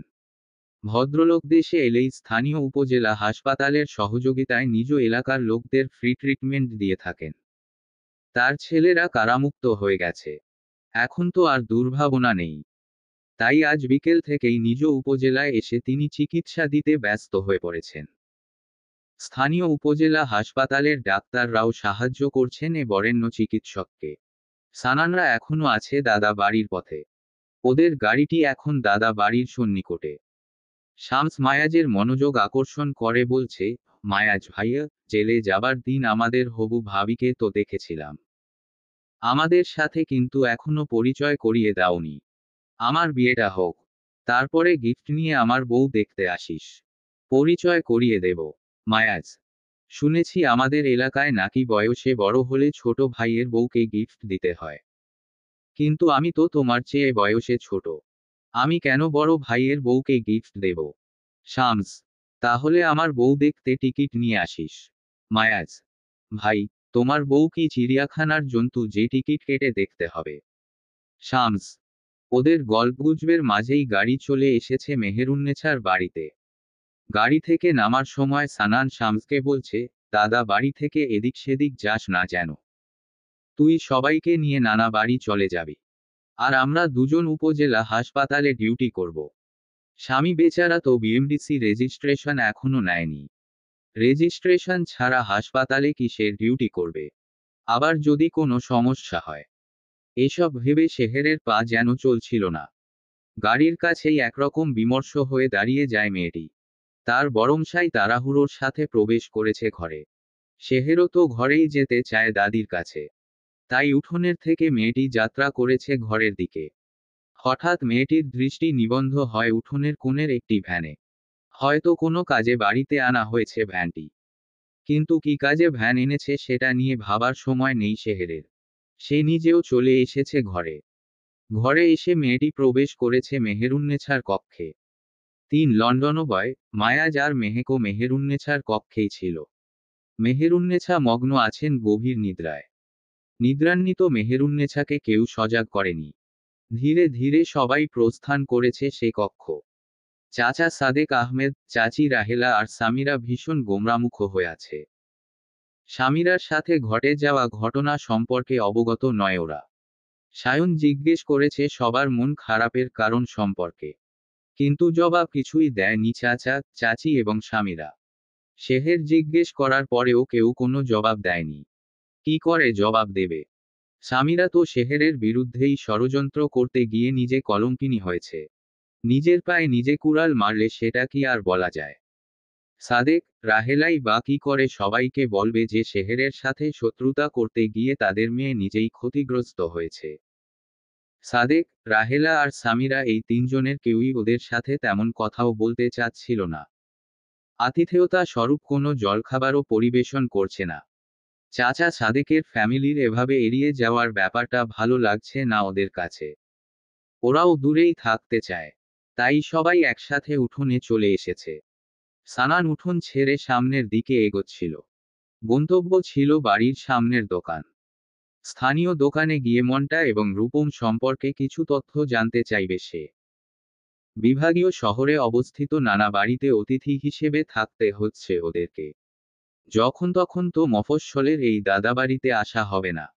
আসলেও এই দাদাবাড়িতে ওরা খুব শান্তিতে থাকতে পারবে না। তাই সব অশান্তি দূর না করে ওরা তেমনভাবে আসতেও চায় না দাদাবাড়িতে। আজ তো এই এলাকায় এসেছে, তাই সময়টা কাজে লাগাতে চায় সানান। ছেলেটি যখন তড়িঘড়ি করে বাড়ির সীমানা ছেড়ে যাচ্ছিল শেহের তখন পেছনে থেকে ডাক দিয়েছে, দাঁড়ান। দাঁড়িয়েছি। শেহের কাছে গিয়ে আহ্লাদি সুরে বলছে, জানেন, আমার না একটা শখ ছিল। কি শখ? বাড়ির উঠোনের ভ্যান গাড়িটা দেখিয়ে মেয়েটি ওর বরকে বলছে, শখ ছিল বিয়ের পরে একদিন ভ্যান অথবা রিকশায় আমি প্যাসেঞ্জার হব আর আমার বর সেটার ড্রাইভার হবে। গাড়িতে তুমি প্যাসেঞ্জার হও, আমি ড্রাইভার হব। সানান, না, গাড়িতে না। ভ্যান অথবা রিকশায় চড়ে বরের ড্রাইভিংয়ে ঘুরে বেড়ানোর স্বপ্ন ছিল। বউয়ের আবদার বলে কথা। বেচারা পূরণ না করে যাবে কোথায়? সম্মতিসূচক ভঙ্গিতে বউকে বলছে, ঠিক আছে, ভ্যানের কাছে চলো তাহলে। শেহের গিয়ে বসেছে ভ্যানে। সানান চালকের সিটে বসে প্রেমময় দৃষ্টিতে তাকিয়েছে বউয়ের বদন পানে। তার বউ লাজরাঙা হাসি উপহার দিয়েছে বরকে। বাড়ির সীমানার ভেতরেই ভ্যান চালাতে শুরু করেছে সানান। শেহের মিষ্টি করে প্রশ্ন করছে, আপনার কেমন লাগছে এখন? মনের মানুষ সাথে থাকলে সবার যেমন লাগে। তাহলে মনের মানুষকে কাছে রাখেন না কেন? শেহের, মনের কাছে নয়, মনের মানুষকে মনের মাঝে রেখেছি। সায়ন এসে ছবি তুলছে ওদের দুজনের। ছবি তোলার সময়ও সানান মগ্ন ছিল মনটার চিন্তায়। মনটা কোথায় আছে, কিভাবে আছে, সেই গ্রেফতারের রাতে কি বলতে চেয়েছিলেন এসবই চিন্তা করছে সানান। সায়ন এক ধমক দিয়ে ভাইকে বলছে, কি অবস্থা তোর? ছবি তোলার সময়ও কি ভাবছিস এত? ছবি নষ্ট হচ্ছে তো। হাসি মুখে একটু তাকাতো শেহেরের দিকে। সানান পেছনে ফিরে ভ্যানে বসে থাকা বউয়ের পানে চেয়ে স্নিগ্ধ হেসে পোজ দিয়েছে। শেহেরও লাজনম্র দৃষ্টিতে নিজেকে হারিয়েছে ওর বরের নয়নে। শেহেরের লাজরাঙা মন এখন ভাবছে, যাক, জেল থেকে আসার পরে এই প্রথম হাসতে দেখলাম।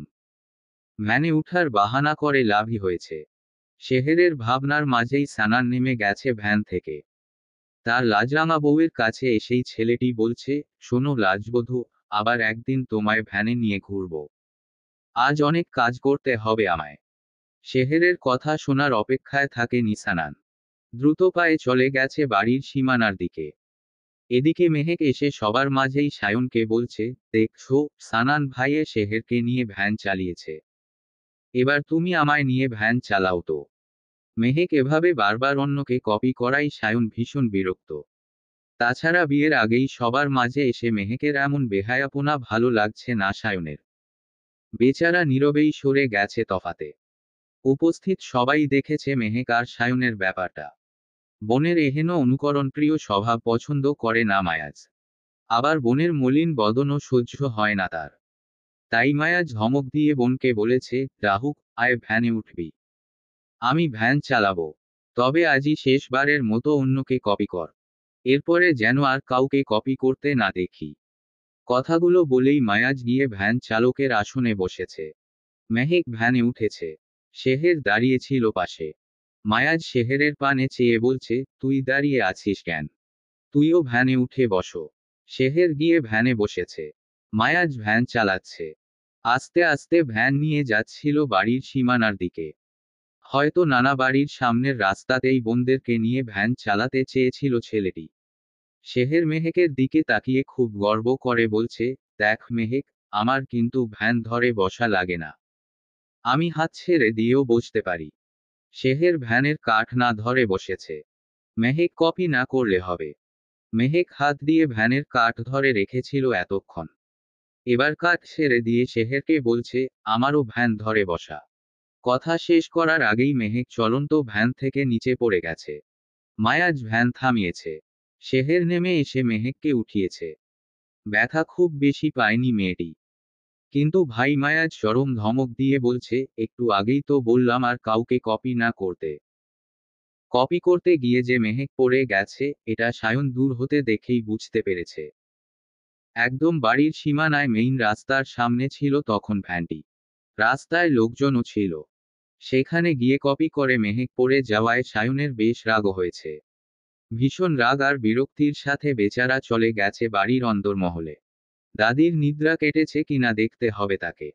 কক্ষে গিয়ে দেখতে পায় দাদির নিদ্রা কেটেছে। দাদি সজাগ হয়েছে বলে বারান্দায় এসে উঠোনের সবাইকে ঘরে ডেকে নিয়েছে সায়ন।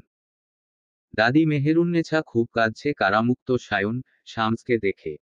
সায়ন দাদির শরীরের অবস্থা বোঝার চেষ্টা করছে। কয়েকদিনে বেশ অবনতি হয়েছে দাদির শরীরের। দাদি মেহেরুন্নেছা শেহেরকে অনুরোধ করেছে তার সাথে থেকে যাওয়ার জন্য। শেহের ওয়াদা দিচ্ছে না। কারণ এ বাড়িতে এখন সে নিরাপদ নয়। বাতেনের লোকেরা যেকোনো সময় তাকে আক্রমণ করতে পারে। তাই দাদির অনুরোধেও চুপ হয়ে থাকতে হচ্ছে শেহেরকে। স্বামীরা সবার সামনেই দাদির খুব সেবা যত্ন করছে। হঠাৎ স্বামীরার এমন সেবা যত্নের ব্যাপারটি শেহেরের ভালো লাগছে না। ওইদিকে রূপম আর মন্টার খোঁজখবর জানতে দোকানের দিকে গিয়েছিল সানান। কিন্তু দুর্ভাগ্য মন্টার ব্যাপারে কোনো তথ্য পায়নি। তবে জানতে পেরেছে রূপম স্বামীরার কুকীর্তির কথা। তার বউকে বিপদে ফেলতে গিয়েই যে স্বামীরা কলঙ্কিনী বদনাম নিয়ে এসেছে, এমনটা শুনে সানান যেন স্তম্ভিত হয়েছে। ছেলেটি ভাবছে আমার বউকে তো এখানে রেখে উপজেলা হাসপাতালেও যাওয়া যাবে না। আমি হাসপাতালে ব্যস্ত থাকলে স্বামীরা আবার কোনোভাবে ঝামেলা করতে পারে।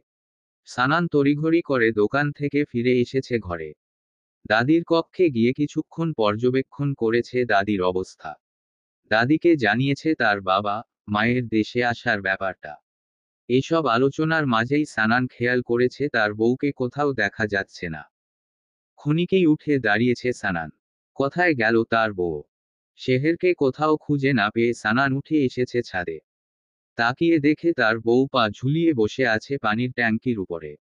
সানান কাছে এসে আদেশের সুরে বলছে, চলো শেহের, এখনই এখান থেকে ফিরতে হবে আমাদের। যাব না আপনার সাথে। দাদি আমায় বাড়িতে থাকতে বলেছে। আমি বাড়িতেই থাকব। অভিমানের সাথে। দেখো, এখানে থাকাটা তোমার জন্য নিরাপদ নয়। খামখেয়ালি করো না তো। বাস্তবতা বোঝার চেষ্টা করো। কিছুটা রাগ দেখিয়ে। আপনি তো আমায় ভালোবাসেন না। যে স্বামী ভালোবাসে না সে স্বামীর আমার দরকার নেই। তার কোনো কথা শোনারও আমার দরকার নেই। অভিমানী সুরে। এত অভিমান তোমার স্বামীর সাথে? শোনো, আমাদের বিয়েটা হয়েছে তাড়াহুড়ো করে, ভালোবাসতে গিয়েও আমরা বাঁচতে পারিনি। এখন আসুক না ভালোবাসাটা ধীরে ধীরে। এই তো, আপনার কথাই বোঝা গেছে আপনি আমায় ভালোবাসেন না। শেহের। বউয়ের কপল দুটোতে দুহাত রেখে সানান মুগ্ধস্বরে বলছে, ভালোবাসাটা হৃদয়ের ব্যাপার, হৃদয় দিয়েই অনুভব করতে হবে। আমি এত কিছু অনুভব করতে পারি না। আমি প্রকাশ্যে ভালোবাসা দেখতে চাই। বউয়ের আচরণ কিছুটা সন্দেহজনক মনে হচ্ছে সানানের কাছে। বউয়ের হঠাৎ এমন খামখেয়ালির কারণও বুঝতে পারছে না বেচারা। তবুও বউকে তো নিয়ে যেতে হবে এখান থেকে। তাই বেচারা সমজদারের মতো করে বউকে বলছে, কিছুক্ষণ নীরবে, নিভৃতে থেকো। যদি আমার কথাই মনে পড়ে, তবে বুঝে নিও আমার ভালোবাসা তোমায় জয় করতে পেরেছে। বললেই হলো। ভালোবেসে প্রমাণ করতে হবে। নয়তো আজ আমি আপনার ভালোবাসাকে বিশ্বাসই করব না। আমি শুধু দাদির ভালোবাসাকেই বিশ্বাস করি। দায়সারা ভাবে। দাদি তোমায় সত্যিই ভালোবাসে। কিন্তু নিরাপদ রাখতে পারবে না। তোমার খুব বেশি নিরাপত্তা দরকার। এখন চলো তো আমার সাথে। আপনার নিরাপত্তার আমার প্রয়োজন নেই। কারামুক্ত হয়ে আসার পর থেকে তো ফিরেও দেখছেন না আমার দিকে। মন দিয়ে দেখতে পারলে চোখ দিয়ে দেখার প্রয়োজন হয় না। আপনি আসলে মন দিয়ে কি দেখেন? শেহের। আপনার এত সব প্রশ্নের উত্তর দেওয়ার সময় নেই আমার ম্যাডাম। বলেই শেহেরকে কোলে করে ট্যাঙ্কি থেকে নামিয়ে নিয়েছে সানান। তার বউটা তো খুশিতে চোখ বন্ধ করে আছে। সানান ধীরে ধীরে বউকে নিয়ে গেছে ছাদের কিনারায়। মেকি রাগ দেখিয়ে বউকে বলছে, এবার আপনাকে ছাদ থেকে ফেলে দেব যেন হাত পা ভেঙে যায় আপনার। কারণ আপনার হাত পা একটু বেশি চলতে শিখে গেছে। আজ ছাদের চূড়ায় উঠে বসেছেন, আগামীকাল আমার মাথায় উঠে বসবেন। তাই হাত পা গুলোকে ভেঙে দেব যেন কোথাও উঠতে না পারেন। আর বেশি কথা বলা মুখটাকেও সেলাই করে দেব। আরে, আপনি তো রীতিমতো মাইর দিতে চাচ্ছেন। আমি তো ভেবেছিলাম আদর করার জন্য আপনি আমায় কোলে নিয়েছেন। বাদরকে আদর করতে নেই। আগে আমার বাদর বউটা মানুষ হোক, তারপরেই আদর করব। কোল থেকে নামাতে নামাতে। শোনেন, বউকে আদর সোহাগে দেরি করলে স্বামী স্ত্রীর মাঝে শয়তান ঢুকে যেতে পারে। এত দেরি করছেন কেন আদর সোহাগে? এখন থেকেই শুরু করুন না।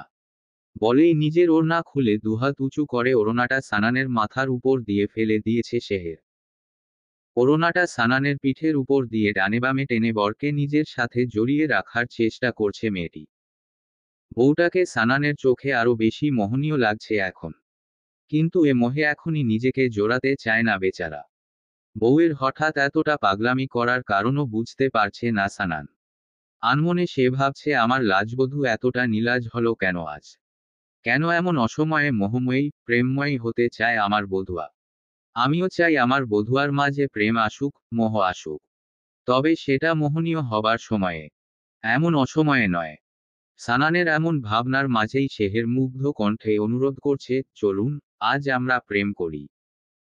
আমাদের বাড়িতে থেকেই আমরা ভালোবাসার নতুন অধ্যায় শুরু করি। ভালোবাসায় আর দেরি করতে চাই না। শোনো, এতদিন তুমি আমার লাজবধূ ছিলে। তোমাকে লাজুক রূপেই ভালো লাগে আমার। এতটা লাজহীন হচ্ছ কেন তুমি আজ? লাজহীন না হয়ে কি করব? আমি তো জানি আমাকে আপনার নানা বাড়ি পাঠিয়ে দিয়ে আপনি উপজেলা হাসপাতালে যাবেন। মুখ ফসকে সত্য কথা বের হয়ে গেছে সেহেরের। ওহ, আচ্ছা। তাই তো বলি আমার বউ এমন করছে কেন? আমি উপজেলা হাসপাতালে যাব বলে এমন বাহানা শুরু করেছ তুমি। এতক্ষণে সানানের বোধগম্য হয়েছে তার লাজবধূর কাহিনী। সেই ভ্যানে উঠা থেকে শুরু করে এ পর্যন্ত মেয়েটি এত সব বাহানা করেছে স্বামীকে মোহে আটকে রাখার জন্য। এবার ধৈর্যের বাঁধ ভেঙে ক্ষোভের জোয়ার এসেছে তার মনে। চরম ক্ষোভের সাথে মেয়েটি জবাব দিয়েছে স্বামীকে, তাহলে কেমন করব? আমি চাই না বিএমডিসি রেজিস্ট্রেশন ছাড়া আপনি উপজেলা হাসপাতালে ডিউটি করেন। কারণ রেজিস্ট্রেশন ছাড়া চিকিৎসা দিতে গেলে আপনি আজ আবার নতুন বিপদে পড়বেন। আমি তো চিকিৎসা দিতে যাচ্ছি না, কাজে যাচ্ছি উপজেলা হাসপাতালে। তাছাড়া আব্বু আজ উপজেলা হাসপাতালে ফ্রি ট্রিটমেন্ট দেবে। আমাদের তো থাকা উচিত আব্বুর কাছে। রেজিস্ট্রেশন না থাকার কারণে আপনাদের কোনো সমস্যা হলে আমার অনেক ভয় লাগছে। সেহের, আরে হো ধুর, বলেছি তো আমরা দুভাই চিকিৎসা দেব না। চিকিৎসা দেবে আব্বু। আব্বুর বিএমডিসি রেজিস্ট্রেশন আছে। মেডিকেল কলেজের অ্যাসোসিয়েট প্রফেসর থাকা অবস্থায় আব্বু এদেশ থেকে লন্ডনে গিয়েছিল। ডাক্তারি চাকরি থেকেই তো লন্ডনে গেল। আব্বু বিসিএস স্বাস্থ্য ক্যাডারের অফিসার ছিল। শুধু এবার নয়, লন্ডন থেকে যতবার আব্বু দেশে এসেছে ততবারই ফ্রি চিকিৎসা দিয়েছে। আইনের কোনো মারপ্যাচেই আব্বুকে ফেলতে পারবে না। আমরা শুধু আব্বুর সাথে থাকব।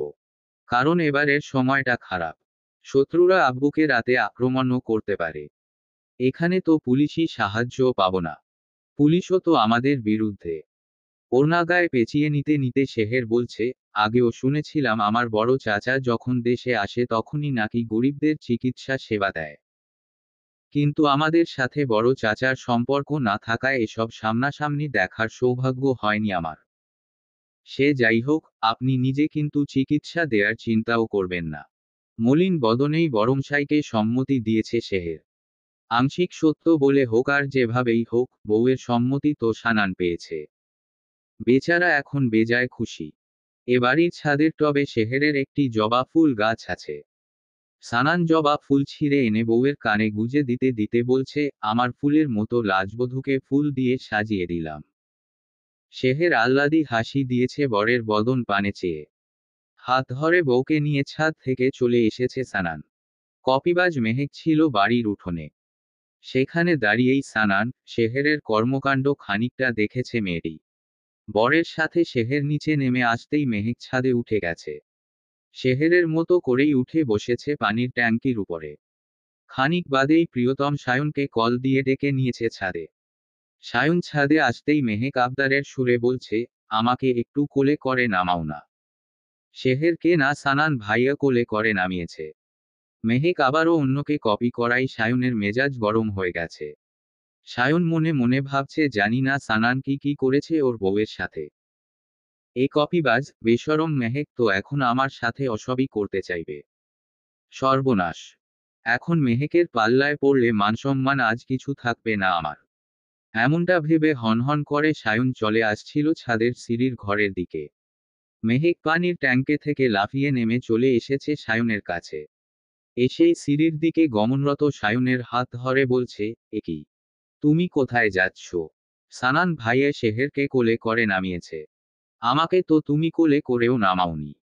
এখন আবার কানে জবাফুল গুজে না দিয়েই চলে যাচ্ছ যে? কোথাও যেতে পারবা না তুমি। আমার সব কাজ সেরে তারপরেই যেতে হবে তোমাকে। হঠাৎ করেই ঠাসঠোস শব্দে চর পড়েছে মেহেকের গালে। মেহেক কিছু বোঝার আগেই সায়ন বাজখাই কণ্ঠে বলছে, এই কয়েকদিনেই তো আমার জীবনটা তুই অতিষ্ঠ করে ফেলছিস। তোকে বিয়েই করব না আমি। অন্যকে কপি করা যার স্বভাব তাকে বিয়ে করে লন্ডন নিয়ে গেলে আমার মানসম্মান কিছুই থাকবে না। লন্ডনে গিয়ে বিচে, পার্কে, মার্কেটে লন্ডনের মহিলাদেরকে কপি করতে থাকবি তুই। আমার মান, ইজ্জত কিচ্ছু রাখবি না। দেশেই তো সবাইকে কপি করে ওপেনে আমার প্রেস্টিজ নষ্ট করছিস। তোর বোঝা উচিত ছিল শেহের ম্যারিড। ওকে কপি করা উচিত নয়। কপি করতে করতে নিজস্ব কোনো জ্ঞানই নেই তোর। তোর মতো মেয়ে বিয়ে করলে পুরো জীবনটাই আমার নষ্ট হয়ে যাবে। একশ্বাসে মেহেককে কথাগুলো বলে সায়ন প্রস্থান করেছে। নিচে এসেই সায়ন উঠে বসেছে গাড়িতে। মেহেকও চুপি চুপি এসে গাড়িতে বসেছে। উঠোনে দাঁড়ানো মায়াজ বোনের চেহারা দেখেই বুঝতে পেরেছে বোন হয়তো মার খেয়েছে সায়নের হাতে। কাউকেই কিছু বলছে না মায়াজ। কারণ বোনের অনুকরণপ্রিয় স্বভাবের কারণে মায়াজ নিজেও বিরক্ত। মায়াজ এসে গাড়িতে বসেছে। এক এক করে সবাই গাড়িতে উঠে বসেছে। শুধু শেহের আসেনি। মেয়েটি আছে দাদির কাছে। অসুস্থ দাদির অনুরোধ সত্ত্বেও আজ দাদিকে ছেড়ে যেতে হচ্ছে। বড্ড কষ্ট হচ্ছে মেয়েটির। তবুও যে আজ বিদায় নিতে হবে। অশ্রুসজল নয়নে দাদির কাছ থেকে বিদায় নিয়ে শেহের চলে গেছে উঠোনে। গাড়িতে উঠে বসতেই গাড়ি চলতে শুরু করেছে সম্মুখে। ধরায় এসে গোধূলি হারাতে চায় সাজের মাঝে। সাজ হয়তো জোড়ায় নিশির আঁধারের লাজে। গোধূলি আর সাজের সন্ধিক্ষণ চলছিল তখন। সে সন্ধিক্ষণে সানানরা রওয়ানা করেছিল উপজেলা হাসপাতালের উদ্দেশ্যে। মাগরিবের নামাজের পরে গাড়ি এসে উপজেলা হাসপাতালের সম্মুখে থেমেছে। সানান, সায়ন গাড়ি থেকে নেমে গেছে। মায়াজ চলে যাবে নিজ থানা এলাকায়। রাতে চেম্বার করবে সে। বেচারা এখন গাড়ি থেকে নেমে অটোরিকশায় করে যাচ্ছে। তার শখের গাড়িটি তো পুড়ে গেছে। সানান, সায়ন উপজেলা হাসপাতালে প্রবেশ করেছে। শেহের আর মেহেককে নিয়ে গাড়িতে করে তার নানা বাড়িতে ফিরে যাচ্ছে শামস। যমজ ভ্রাতৃদ্বয় উপজেলা হাসপাতালে এসে বাবার সাথে দেখা করেছে। উপজেলা হাসপাতালের অন্যান্য ডাক্তারদের সাথেও পরিচিত হয়েছে। তারপর কিছুক্ষণ ঘুরে দেখেছে হাসপাতালটি। ভেতরে কিছু বাচ্চা দুষ্টুমি করছিল। সেসবও দাঁড়িয়ে দেখেছিল ওরা। এর মধ্যে এশার আজান হয়ে গেছে। বাবা ডাহ আন্দালিব হাসপাতালের অন্যান্য ডাক্তারদের সাথে এশার নামাজে যাচ্ছেন। সানান ফোন দিয়ে একজনকে জিজ্ঞেস করছে, কাজ হয়েছে? জি ছাড়স স্যার, হইছে। তাহলে এখনই পেশেন্টকে নিয়ে আসো। জি ছাড়স স্যার। ডাহ আন্দালিব যেখানে চেম্বার করেছিলেন পুত্রদয় সেখানেই এসে দাঁড়িয়েছে। অপেক্ষা করছে কাঙ্ক্ষিত পেশেন্টের জন্য। কিছুক্ষণের মধ্যেই একজন পেশেন্টকে নিয়ে আসা হয়েছে। এই পেশেন্ট আর কেউ নন। ইনি হচ্ছেন সানানদের দাদা বাড়ি সংশ্লিষ্ট থানার ওসি। এই ওসিই মধ্যরাতে গ্রেফতার করেছিল সানানদেরকে। ওসির পা অনেকটাই কেটে গেছে। রক্ত ঝরছে অবিরত। পা কাপড় দিয়ে বেঁধে রক্তক্ষরণ বন্ধ করার চেষ্টা করা হয়েছে। কিন্তু রক্তক্ষরণ যে থামছেই না। ওসির অবস্থা দেখে সানান টিপ্পনি কেটে প্রশ্ন করছে, কি ব্যাপার ওসি সাহেব, এমন অবস্থা কিভাবে হলো আপনার? ওসি কিছু বলার আগেই সায়ন ওসিকে বলছে, যে আপনার অবস্থা এমন বানিয়েছে তার বিরুদ্ধে হত্যা মামলা দায়ের করে এসেছেন নাকি গিয়ে মামলা করবেন? আপনাদেরকে বলবো কেন? আপনারা কি এই হাসপাতালের ডাক্তার নাকি যে আপনাদেরকে সব বলবো? ওসি: এই হাসপাতালের ডাক্তাররা সবাই এখন নামাজে আছে। আর আজ এই হাসপাতালে একজন বিখ্যাত ডাক্তার চিকিৎসা সেবা দিচ্ছেন। তিনি আমার বাবা ডা হান্দালিব আহমেদ। তার কথা ছাড়া কোনো ডাক্তার আজ আপনাকে সেবা দেবে না। কারণ আপনি ডাক্তারদের সাথে বেইমানি করেছেন। সানান: তাহলে কি করব ডাক্তার সাহেব? আপনি কি করবেন সেটা কি আমরা জানি নাকি? মুসলিম ডাক্তাররা না হয় সবাই নামাজে গেছে। বিধর্মী ডাক্তার তো আছে। এই হাসপাতালের বিধর্মী ডাক্তাররা আজ নেই, ছুটিতে আছে। আপনার অবস্থাও তো খারাপ। এখনই রক্ত বন্ধ করতে হবে। সানান: ডাক্তার, এই মফস্বল এলাকায় তো কোনো প্রাইভেট হাসপাতালও নেই। আমি কোথায় যাব এখন? প্লিজ ডাক্তার, আমার রক্ত পড়া বন্ধ করেন। নয়তো আমি আর বাঁচব না ডাক্তার। কান্না জর্জরিত কণ্ঠে ওসি। ধীর কণ্ঠে ভ্রুকুচকে সায়ন ওসি সাহেবকে বলছে, আমরা দুভাই আজ বিএমডিসি রেজিস্ট্রেশনের জন্য এপ্লাই করেছি। আমাদের রেজিস্ট্রেশন আসতে আরও কয়েকদিন লাগবে। কয়েকদিন পরেই আমরা এদেশের রেজিস্টার্ড ডাক্তার হব। তখনই না হয় আপনাকে সেবা দেব। আমাদের তো এই মুহূর্তে এদেশীয় রেজিস্ট্রেশন নেই। আমরা যদি ভুল চিকিৎসা দিয়ে আপনাকে মেরে ফেলি, আমারে মাফ কইরা দেন ডাক্তার। বড় ভুল হয়া গেছে।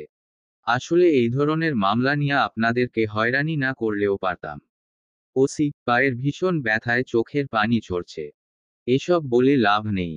আপনার জীবন এখন বিপন্ন। আব্বু আজ আপনার মতো অমানুষের চিকিৎসা করবে না। আপনি বিনা দোষে চিকিৎসা পেশার লোকদের বিরুদ্ধে খুনের মামলা নিয়েছেন। এই হাসপাতালের কোনো চিকিৎসক আজ আপনাকে সেবা দেবে না। সানান: এখন আমি কই যাইমু? পুলিশ হাসপাতাল তো এই অঞ্চলে নাই। বিভাগীয় শহরে যাইতে অনেক সময় লাগবো। আবার হেলিকপ্টার ম্যানেজ কইরা ঢাকা যাইতেও অনেক সময় লাগবো। ততক্ষণে শরীরের সব রক্ত পইরা যাইব। আমি তো আর বাঁচমু না ডাক্তার। প্লিজ ডাক্তার সাবেরা, আমার রক্ত বন্ধ করেন। আমারে বাঁচান প্লিজ। চরম আকুতির সাথে। আমাদের শর্ত মেনে নিলেই আমরা আপনার চিকিৎসার ব্যবস্থা করতে পারি। সানান: বলেন ডাক্তার, শর্ত বলেন। মোকাম্মেলের বাবার মৃত্যু সংক্রান্ত মামলার সব আসামিদেরকে অবিলম্বে গ্রেফতার করতে হবে। কোনোভাবে ভুয়া তদন্ত রিপোর্ট সরবরাহ করে বিচারকে বাধাগ্রস্ত করা যাবে না। মনটাকে খুঁজে বের করতে হবে। ভবিষ্যতে কোনো ডাক্তারকে বিনা কারণে বিপদে ফেলে চিকিৎসা সেবা বাধাগ্রস্ত করা যাবে না। সব শর্ত মাইনা নিলাম ডাক্তার। আমি সব কর্মু। জীবনে কোনো ডাক্তারের সাথেও বেইমানি কর্মু না। এইবার আপনারা কিছু একটা করেন। রক্ত বন্ধ কইরা আমারে বাঁচান। সায়ন, সানান দুই ভাই মিলে তৎক্ষণাৎ ওসি সাহেবের চিকিৎসায় ব্যস্ত হয়ে পড়েছে। এরপরে বাবা ডা আন্দালিব আহমেদ চলে আসায় যমজ দুই পুত্র সরে যায়। ডাক্তার আন্দালিব উপজেলা হাসপাতালের ডাক্তারদের নিয়ে ওসির চিকিৎসা শুরু করে। সন্ধ্যার পরে ওসি সাহেব বাইকে করে থানা থেকে বের হয়ে গিয়েছিলেন।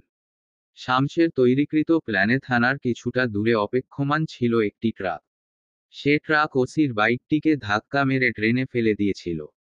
ট্রাক ড্রাইভারকে দিয়ে ট্রেনের পানিতে আগেই কাচ ভাঙা খাড়াভাবে রাখার ব্যবস্থা করেছিল শামস। সে কাচের উপরে পড়ে গিয়েই পা কেটে গিয়েছিল ওসির। প্ল্যান করেই আজ এভাবে অসুস্থ বানানো হয়েছে ওসিকে। আর বাপের বদৌলতে হাসপাতালে ওসির জন্য অপেক্ষমান ছিল যমজ ডাক্তার দুজন।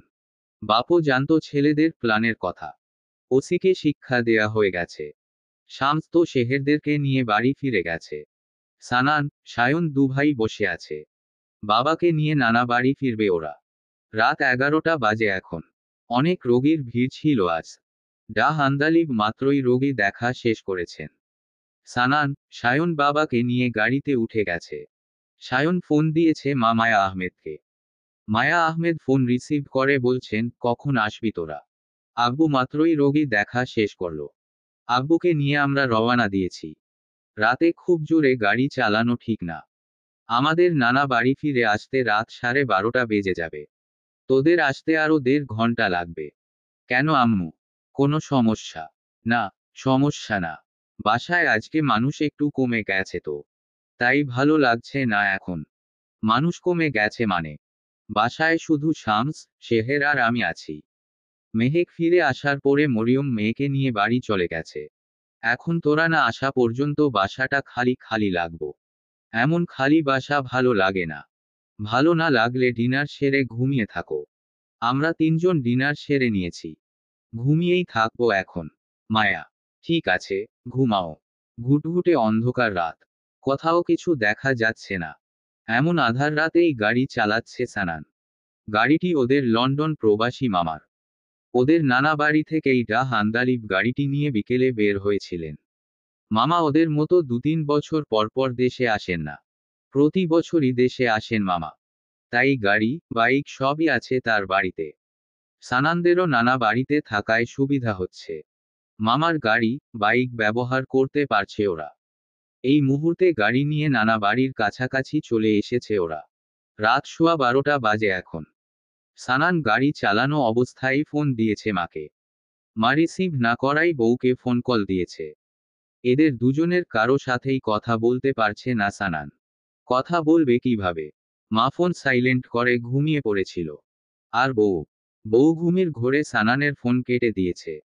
বউ হয়তো ব্যস্ত আছে ভেবে সানানও আর ফোন দেয়নি। সানান কারো সাথে কথা বলতে পারেনি বলে সায়ন ফোন দিয়েছে শামসকে। বেচারা আরও একটু অ্যাডভান্স। ঘুমের আগে ফোন বন্ধ করে নিয়েছিল। শামস তো এখন বেঘোরে ঘুমোচ্ছে। জেলখানায় ভালো ঘুম হয়নি ওর। তাই কয়েকদিন হয়তো একটু বেশি ঘুম থাকবে। কাউকে রিচ করতে না পেরে ওরা অনুমান করে যে বাড়িতে হয়তো কেউই সজাগ নেই। তাই আর ফোনও দেয়নি। কয়েক মিনিট পরেই বাপ ভাইকে সহ গাড়ি নিয়ে নানা বাড়িতে প্রবেশ করেছে সানান। বাড়ির প্রধান ফটক খোলা, পুরো বাড়ি আঁধারে ঢেকে আছে। বাড়ির প্রহরীকেও কোথাও দেখা যাচ্ছে না।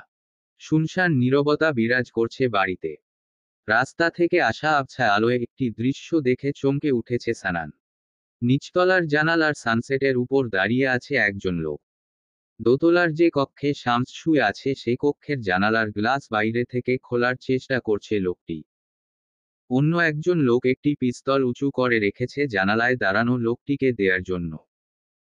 সম্ভবত গ্লাসের জানালা খোলার পরই নিচের লোকটির হাত থেকে পিস্তল নিয়ে ঘুমন্ত শামসকে গুলি করত জানালার সানসেটে থাকা লোকটি। গাড়ি দেখামাত্রই নিচে দাঁড়ানো লোকটি গাড়ির গ্লাস বরাবর গুলি শুরু করেছে। সানানের ইশারায় পেছনের সিটে থাকা বাপ ভাই আগেই নিচে শুয়ে পড়েছে। গাড়ির স্টিয়ারিং ধরে রেখেই সানান সিটের সাথে একরকম মিশে থেকেছে। গুলি লক্ষ্যভ্রষ্ট করার জন্য এলোমেলোভাবে গাড়ি চালাচ্ছিল ছেলেটি। শত্রুরাও অন্ধকারের কারণে টার্গেট ঠিক করতে পারেনি। টার্গেট ঠিক না হওয়ায় পরপর 4 রাউন্ড গুলি করা সত্ত্বেও ওদের তিনজনের কাউকেই গুলিবিদ্ধ করতে পারেনি। তবে গাড়িটি ক্ষতিগ্রস্ত হয়েছে। গুলি লক্ষ্যভ্রষ্ট হওয়ার পরে সে লোক পালিয়ে যায়। আর যে লোক শামসের জানালা খোলার ধান্দায় ছিল সে জানালা থেকে লাফিয়ে নামতে গিয়ে ব্যথা পেয়েছিল। তাই পালাবার চেষ্টায়ও বড্ড দেরি হয়ে যায়। ততক্ষণে বাড়ির মেইন গেট বরাবর গাড়িটি আড়াআড়িভাবে রেখে ব্রেক কষেছিল সানান।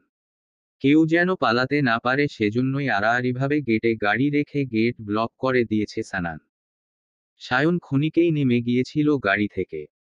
সেই ক্রিমিনাল গাড়ির উপর দিয়ে লাফিয়ে যাবার সময় সায়ন ঝাঁপটে ধরে ফেলে। কলার টেনে সামনে এনে এক লাথি মেরে লোকটাকে ভূমিতে ফেলে দেয়। মোবাইলের টর্চ অন করে ক্রিমিনাল লোকটার চেহারা দেখে সায়ন চিৎকার করে বলে উঠে, তুই। ঠিক তখনই পেছনে শুনতে পাওয়া যায় কান্নার আওয়াজ। সানানের ইশারায় পেছনের সিটে থাকা বাপ ভাই আগেই নিচে শুয়ে পড়েছে। গাড়ির স্টিয়ারিং ধরে রেখেই সানান সিটের সাথে একরকম মিশে থেকেছে। গুলি লক্ষ্যভ্রষ্ট করার জন্য এলোমেলোভাবে গাড়ি চালাচ্ছিল ছেলেটি। শত্রুরাও অন্ধকারের কারণে টার্গেট ঠিক করতে পারেনি।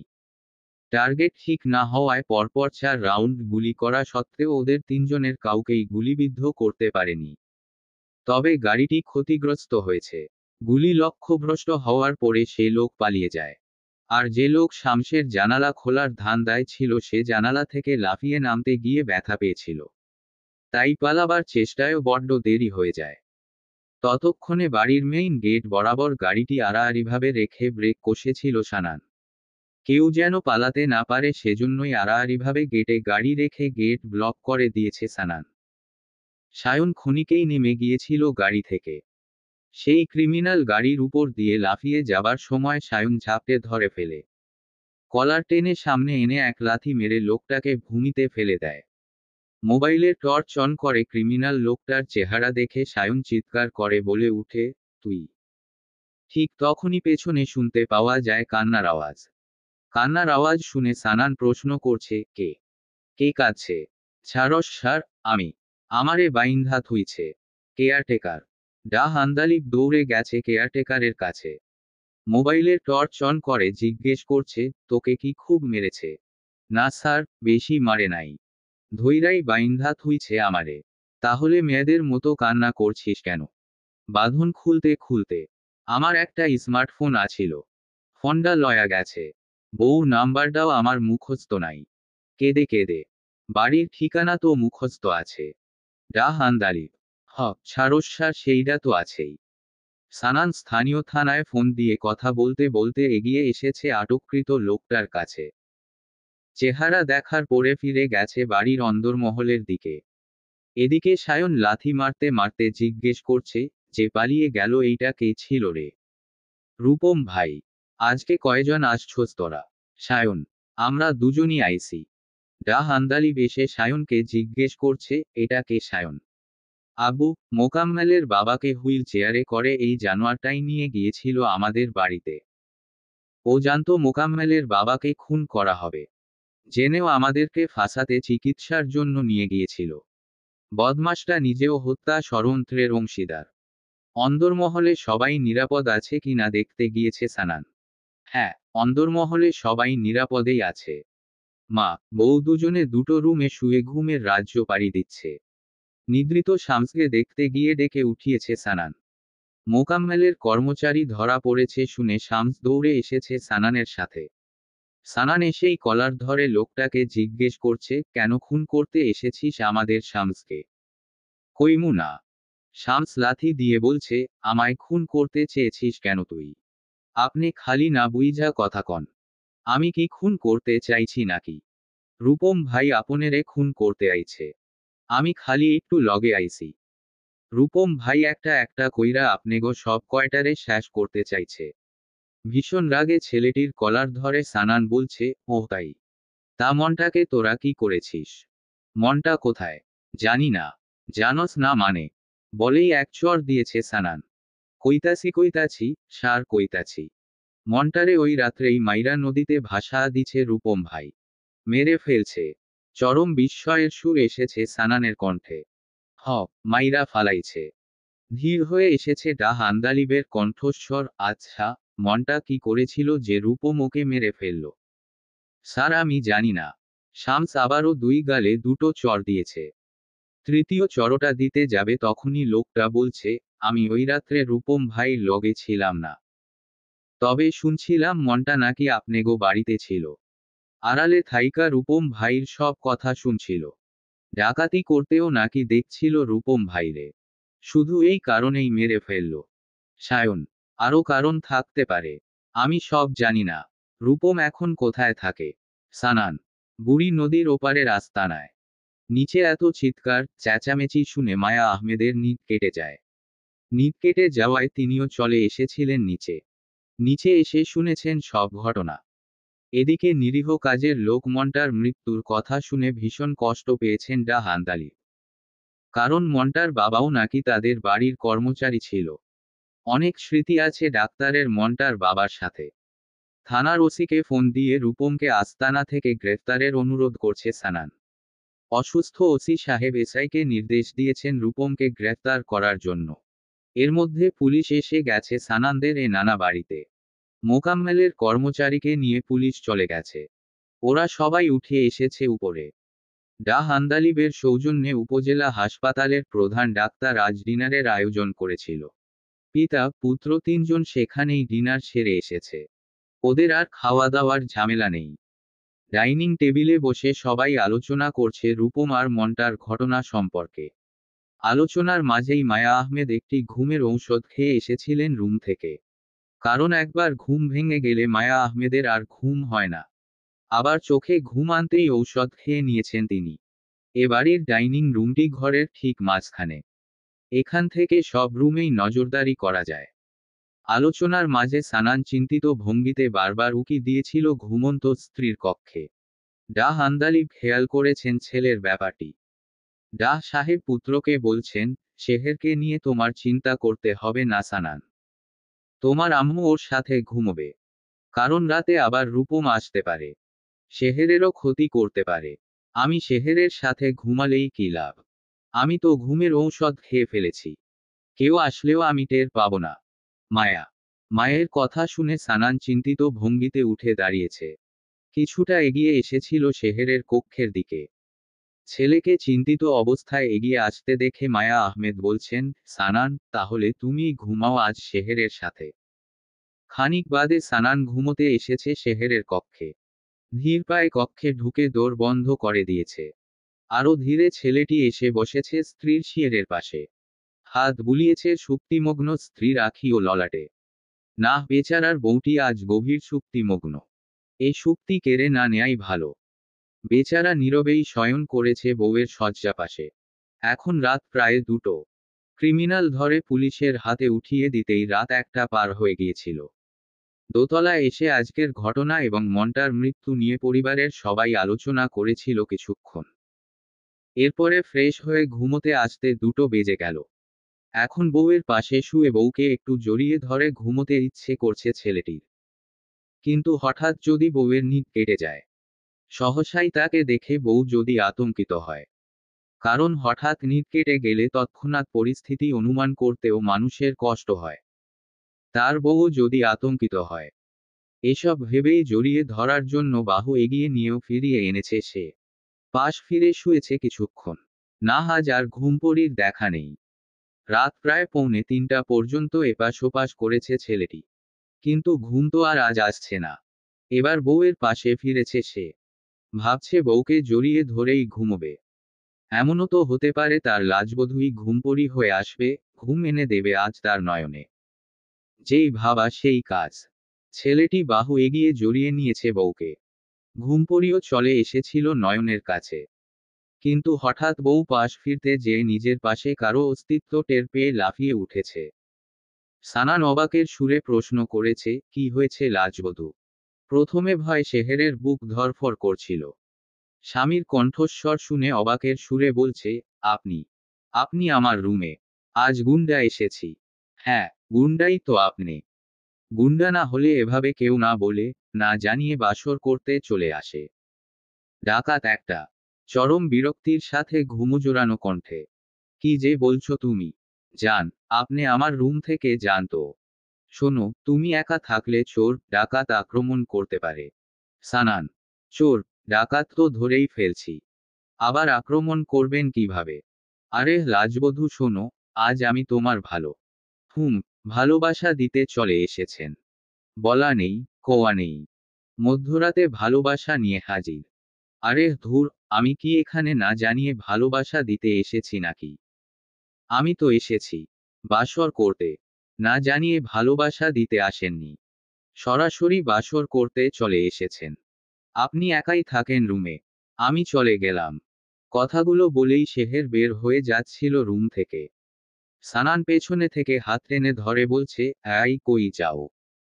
কই যাও? হ্যাঁ, চাই না আমি আপনার এই সব চোরা বাসর। আমিও বাসর করতে আসিনি। তাহলে? কৌতূহলের সাথে শেহের। রূপম এসেছিল। কি? শেহের। বসো, ঘটনা বলছি। শেহের এসে বসেছে বরের পাশে। রাত 3টা বাজে এখন। সেই সোয়া 12টায় শেহেরকে ফোন দেয়া থেকে শুরু করে রূপমের আগমন, গোলাগুলি, মোকাম্মেলের কর্মচারী ধরা পড়ার ঘটনা বউকে জানিয়েছে সানান। পুলিশের আগমন, মন্টার মৃত্যুর ঘটনাও সবই এক এক করে বলেছে তার লাজবধূকে। মন্টার মৃত্যুর কথা শুনে ভীষণ ব্যথিত হয়েছে শেহের। যে কোনো মূল্যে মন্টা হত্যার বিচার চায় মেয়েটি। কথা বলতে বলতেই নিশি পার হয়ে যাচ্ছিল। ফজরের আজান হচ্ছে চারদিকে। এখন আর কথা নয়। শেহের আগে নামাজে নিয়মিত ছিল না, কিন্তু স্বামী জেলে যাবার পর থেকেই নিয়মিত নামাজ পড়ছে। আজও ফজরের নামাজ পড়ে বিপদমুক্ত হবার জন্য প্রার্থনা করতে চায় মেয়েটি। বিছানার পাশ থেকে উঠে মেয়েটি পা বাড়াচ্ছিল ওয়াশরুমের পথে। বরংসাই ভীষণ বিষণ্ণতার মাঝেও হাত ধরে কাছে টেনে এনেছে বউকে। বসিয়েছে বিছানার পাশে। ধীর কণ্ঠে প্রশ্ন করছে, বিকেলেই তো স্বামীর আদর সোহাগের জন্য পাগল হয়ে গিয়েছিলে, কিন্তু মধ্যরাতে কেন এমন ক্ষেপে গেলে? আমি সরি। হঠাৎ ঘুম ভাঙলে আমার মেজাজ ঠিক থাকে না। তাছাড়া আমি ভেবেছিলাম আপনি না বলেই বাসর করতে চলে এসেছেন। বিকেলে তো তুমি নিজেই বাসর করতে চেয়েছো। সেটা তো আপনাকে হাসপাতালের দায়িত্ব থেকে ফেরাতে। বিকেলের সেই বাসরটা এখন করতে চাই। সানান দুষ্ট হেসে। আরে ধুর, আনুষ্ঠানিকভাবে বাসর সাজানো হলেই আমি বাসর করব। কথাটা বলেই শেহের মিষ্টি হেসে চলে যাচ্ছিল ওয়াশরুমে। সানান কোলে তুলে নিয়েছে বউকে। কোলে নিয়ে এসে বিছানায় শায়িত করেছে বধূয়াকে। আসুক না আজ একটু ভালোবাসা। কাছে এসে শয্যাশায়ী বধূর সাথে নিবিড় আলিঙ্গন করছে সানান। গভীর ভালোবাসার মতো মধুর অনুভূতি নেই আজ। তবুও অবাধ্য মন যে একটু ভালোবাসতেই চায়। বহুদিন পরে আজ আবার মনে প্রেম এসেছে। বুকে এসেছে প্রেমের তৃষ্ণা। তাই আজ কিছুটা প্রেমের পথ পাড়ি দিচ্ছে ওরা। বউয়ের দুহাতে নিজের দুহাত রেখে চুম্বন এঁকেছে সানান বউয়ের ললাটে। ধীরে ধীরে ভালোবাসার ছোঁয়া দিয়েছে বধূয়ার কপল দুটোতে। তার লাজবধূ যেন আরো লাজুক হচ্ছে এখন। আরো একটু বেশি ভালোবাসার আশায় সানান চুম্বন করছে বউয়ের অধরে। ক্ষণিকের ভালোবাসায় হারিয়েছিল দুজন। আজ নয় গভীর ভালোবাসা। সে পথ পাড়ি দিবে হয়তো অন্য কোনো ক্ষণে। তাই এখানেই শেষ হলো আজিকার ভালোবাসা। শেহের চলে গিয়েছিল ওয়াশরুমে। নামাজ শেষে আর বিছানায় আসেনি শেহের। এসেছে নতুন সকাল। পাখির কলকাকলিতে মুখরিত হচ্ছে চারদিক। পূব আকাশে সূর্য এসেছে। পৃথিবী হাসছে সূর্যালোকে। এমন মিষ্টি সকালে ভাগ্নে মায়াজকে ডেকে এনেছে হান্দালি। তারা সবাই লন্ডন চলে যাবে। তাই মনটা হত্যা মামলা দায়েরের নির্দেশ দিয়েছে মায়াজকে। মায়াজ সকালেই নানা বাড়ি সংশ্লিষ্ট থানায় গিয়ে রুকমের বিরুদ্ধে মনটা হত্যা মামলা দায়ের করেছে। ওসির নির্দেশে রুকমের আস্তানায় রাতেই পুলিশি অভিযান হয়েছিল। মোকাম্মেলের কর্মচারী ধরা পড়ায় রুকম সতর্ক হয়ে গিয়েছিল। আগেই সরে যায় আস্তানা থেকে। আর ফিরেও আসেনি আস্তানায়। অম্বর আজ খুব নীলাভ। মেঘের ঘনঘটা নেই কোথাও। খুব হাসিখুশি যেন আজ ওই দূরের অম্বর। কিন্তু সুজ্রি মামা বড্ড ক্লান্ত। চাঁদ মামার কাছে ধরিত্রীর দায়িত্ব হস্তান্তর করতে চায় সে। তবুও ক্লান্ত সুজ্রি মামার আলোয় এখনো ঝলমল করছে পৃথিবী। সময়টা এখন বিকেল। হান্দালি পুরো পরিবার নিয়ে যাত্রা করেছে একটি বিশেষ স্থানে। পুরো পরিবার এলেও শামস আসেনি।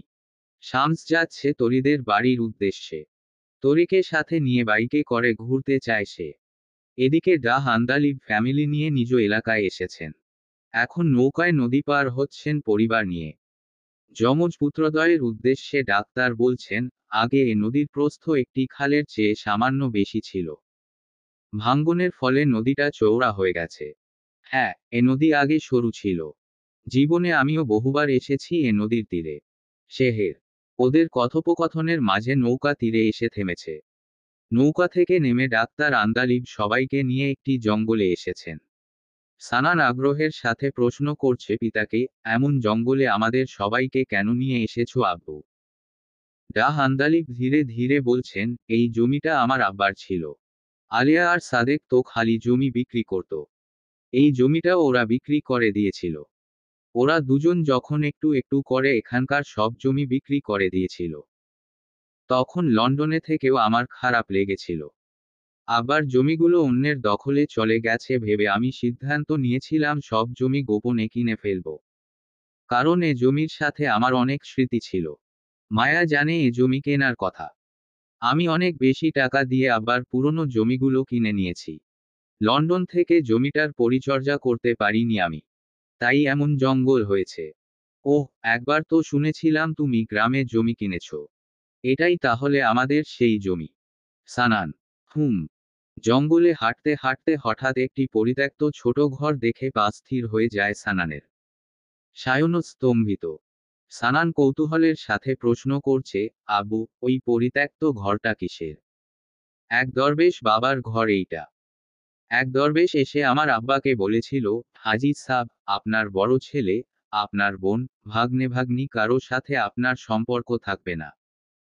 মায়া আহমেদ স্বামীর সুরে সুর মিলিয়ে বলছেন, হ্যাঁ, মামাকে দরবেশ বলেছিল যে আমার আম্মার সাথে মামার সম্পর্ক থাকবে না।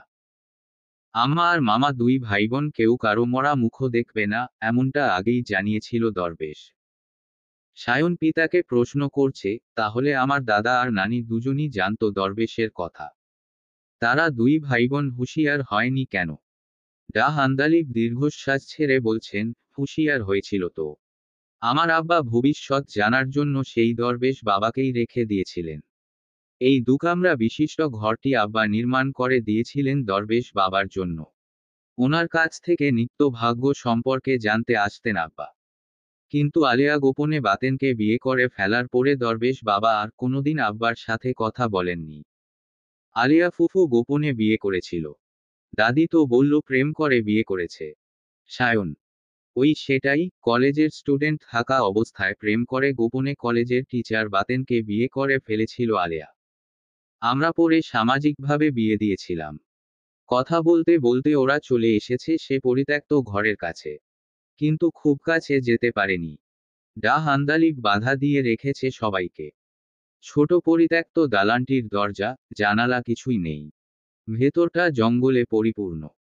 সানান প্রশ্ন করছে বাবাকে, আব্বু এ ঘরের ভেতরেও তো অনেক জঙ্গল। আর দুটো কামরা কোথায়? আমি তো একটি কামরা দেখতে পাচ্ছি। একটা কামরা বেজমেন্টে। ঘরের মধ্যকার সিঁড়ি দিয়ে নামতে হয়। দরবেশ বাবা ধ্যান করতেন বেজমেন্টের কামরায়। কাউকে কখনো সেখানে যেতে দিতেন না। বেশ খরচ করেই তো এই ঘরটা তৈরি করেছিলেন দাদা। আব্বার টাকা পয়সা, জমি জমার কোনো অভাব ছিল না। বাতেনের বুদ্ধিতে সাদেক আর আলেয়া সব নষ্ট করেছে। আর এই দালান, আমাদের পরিবারের বিপর্যয় ঠেকাতে চেয়েছিলেন আব্বা। তাই অনেক টাকা খরচ করে দরবেশ বাবার জন্য জঙ্গলে এ দালান নির্মাণ করেছিলেন। সে যাই হোক, আমি যাব বেজমেন্টে। সানান: পাগল নাকি? এ ঘরের ভেতরেই তো তুই যেতে পারবি না। ঘরের কাছেও কোনো মানুষ আসে না।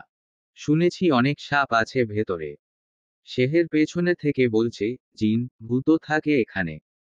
তাছাড়া দরবেশ বাবার কামরায় যাওয়ার সিঁড়ির মুখের ঝাঁপিটি হয়তো নষ্ট হয়ে গেছে।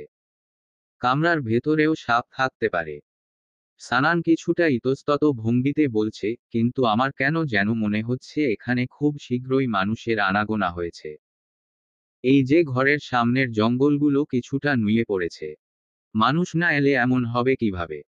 মায়া আহমেদ বলছেন, এখানে আর থাকতে হবে না। সন্ধ্যা হয়ে আসছে। জিনভূতের সমস্যা হতে পারে। চলো সবাই। শেহের সাপোর্ট দিয়েছে শাশুড়িকে। সবাই ফিরে এসেছে সেখান থেকে। তরির বাড়ি গিয়ে বাইকে করে মেয়েটিকে নিয়ে এসেছে শামস। সেই সাঁকোর কাছাকাছি এসেছে ওরা প্রথমে। এটা সেই সাঁকো যেখান থেকে বাচ্চারা ফেলে দিয়েছিল শামসকে। আজও বাচ্চারা খেলছে এখানে। বাচ্চাদের সাথে কিছুক্ষণ কথা বলে ওরা আবার উল্টো পথে ফিরে এসেছে। বাইক নিয়ে একদম সন্ধ্যায় চলে এসেছে একটি নদীর তীরে। কয়েকটি নৌকা বাঁধা ছিল তীরের কাছে। মাঝিও আছে একটি নৌকায়। তীরের কাছে বাইক রেখে নৌকার মাঝিকে শামস বলছে, আপনি আমার বাইকে বসে থাকুন। আর নৌকাটা আমায় দিন। নৌকা চালাইতে পারবেন তো? মাঝি: হুম, পারবো। শামস: ঠিক আছে, নৌকা তো ওঠেন তাইলে। মাঝি: তরিকে নিয়ে শামস নৌকায় উঠে গেছে। ছোট ছোট ঢেউ ভেঙে নৌকা চলছে মাঝনদীর দিকে। সূর্য ডোবার দৃশ্য ভেসে উঠেছে নদীর পানিতে। পাখিরা নিরে ফিরে যাচ্ছিল ঊর্ধ্ব গগন হয়। এমন প্রেমময় সন্ধ্যায় শামস হঠাৎ তরিকে শুধিয়েছে, আপনাকে যে ট্রেনে ফেলে দিলাম, সে হিসেব তুলবেন না। আপনি জেলে যাবার পরেই সে হিসেবের খাতা ছিঁড়ে ফেলেছি। তরি: নতুন হিসেবের খাতা খুলবেন নাকি? শামস: আপনি খুলবেন। হিসেবের খাতা তো খুলতেই চাই। নতুন করে জীবন নদী পাড়িও দিতে চাই। কিন্তু যে তরিকে নিয়ে জীবন নদী পাড়ি দিতে চাই সে তরি যদি মাঝনদীতে এসে ডুবে যায়। শামস দীর্ঘশ্বাস ছেড়ে। এর মধ্যে মাগরিবের আজান হয়ে গেছে। চারদিকে তাকিয়ে তরি বলছে, জীবন নদীর তরি ডুবোবে কিনা জানি না। তবে আজ সূর্য কিন্তু অনেক আগেই ডুবে গেছে। আধারও ঘনিয়ে এসেছে। এমন আধারে আপনার এ তরি ডুবে যেতে পারে। তাড়াতাড়ি তীরে চলুন তো। পরে আধারে তীর খুঁজে পাবেন না। তরির কথায় নৌকা ঘুরিয়েছে শামস। নদীর তীরের দিকে নৌকা নিয়ে আসতে আসতে ছেলেটি বলছে, শামস নামের অর্থ জানেন? জানি তো। শামস অর্থ সূর্য। আপনার মতে সূর্য ডুবে গেলে আধারে নৌকা ডুবে যেতে পারে। শামস। একটু অন্যভাবে ভাবলে বলা যেতে পারে শামস ডুবে গেলে তরি ডুবে যেতে পারে। শামস। তরি যদি জীবননদী পাড়ি দিতে চায় তবে শামসের প্রয়োজন হবে। শামস। যদি শামসী ডুবে যায়। তরি। শামস ডুবলে তরিকে নিয়েই ডুববে। কয়েকদিন পরের ঘটনা। রূপম এখনো গ্রেফতার হয়নি। যে ডাক্তার মোকাম্মেলের বাবার পোস্টমর্টেম করেছিল তাকে ইতিমধ্যে ওএসডি করা হয়েছে। সানান, সায়নের মতো দুজন তরুণ চিকিৎসক বিপদে পড়েছিল সেই পোস্টমর্টেমকারী ডাক্তারের ভুয়া রিপোর্টের কারণে। তাই ওএসডি করে তাকে শাস্তি দেয়া হয়েছে। আজ বৃহস্পতিবার। আগামীকাল শুক্রবার মায়াজের বিয়ে হবে। আজ মায়াজের হবু বউ মুনের গায়ে হলুদের অনুষ্ঠান হচ্ছে। সবাই হলুদের অনুষ্ঠানে এসেছে। চলবে গল্প সিন্ধু পেরিয়ে। লেখিকা সুলতানা তানি। পঞ্চম পর্ব।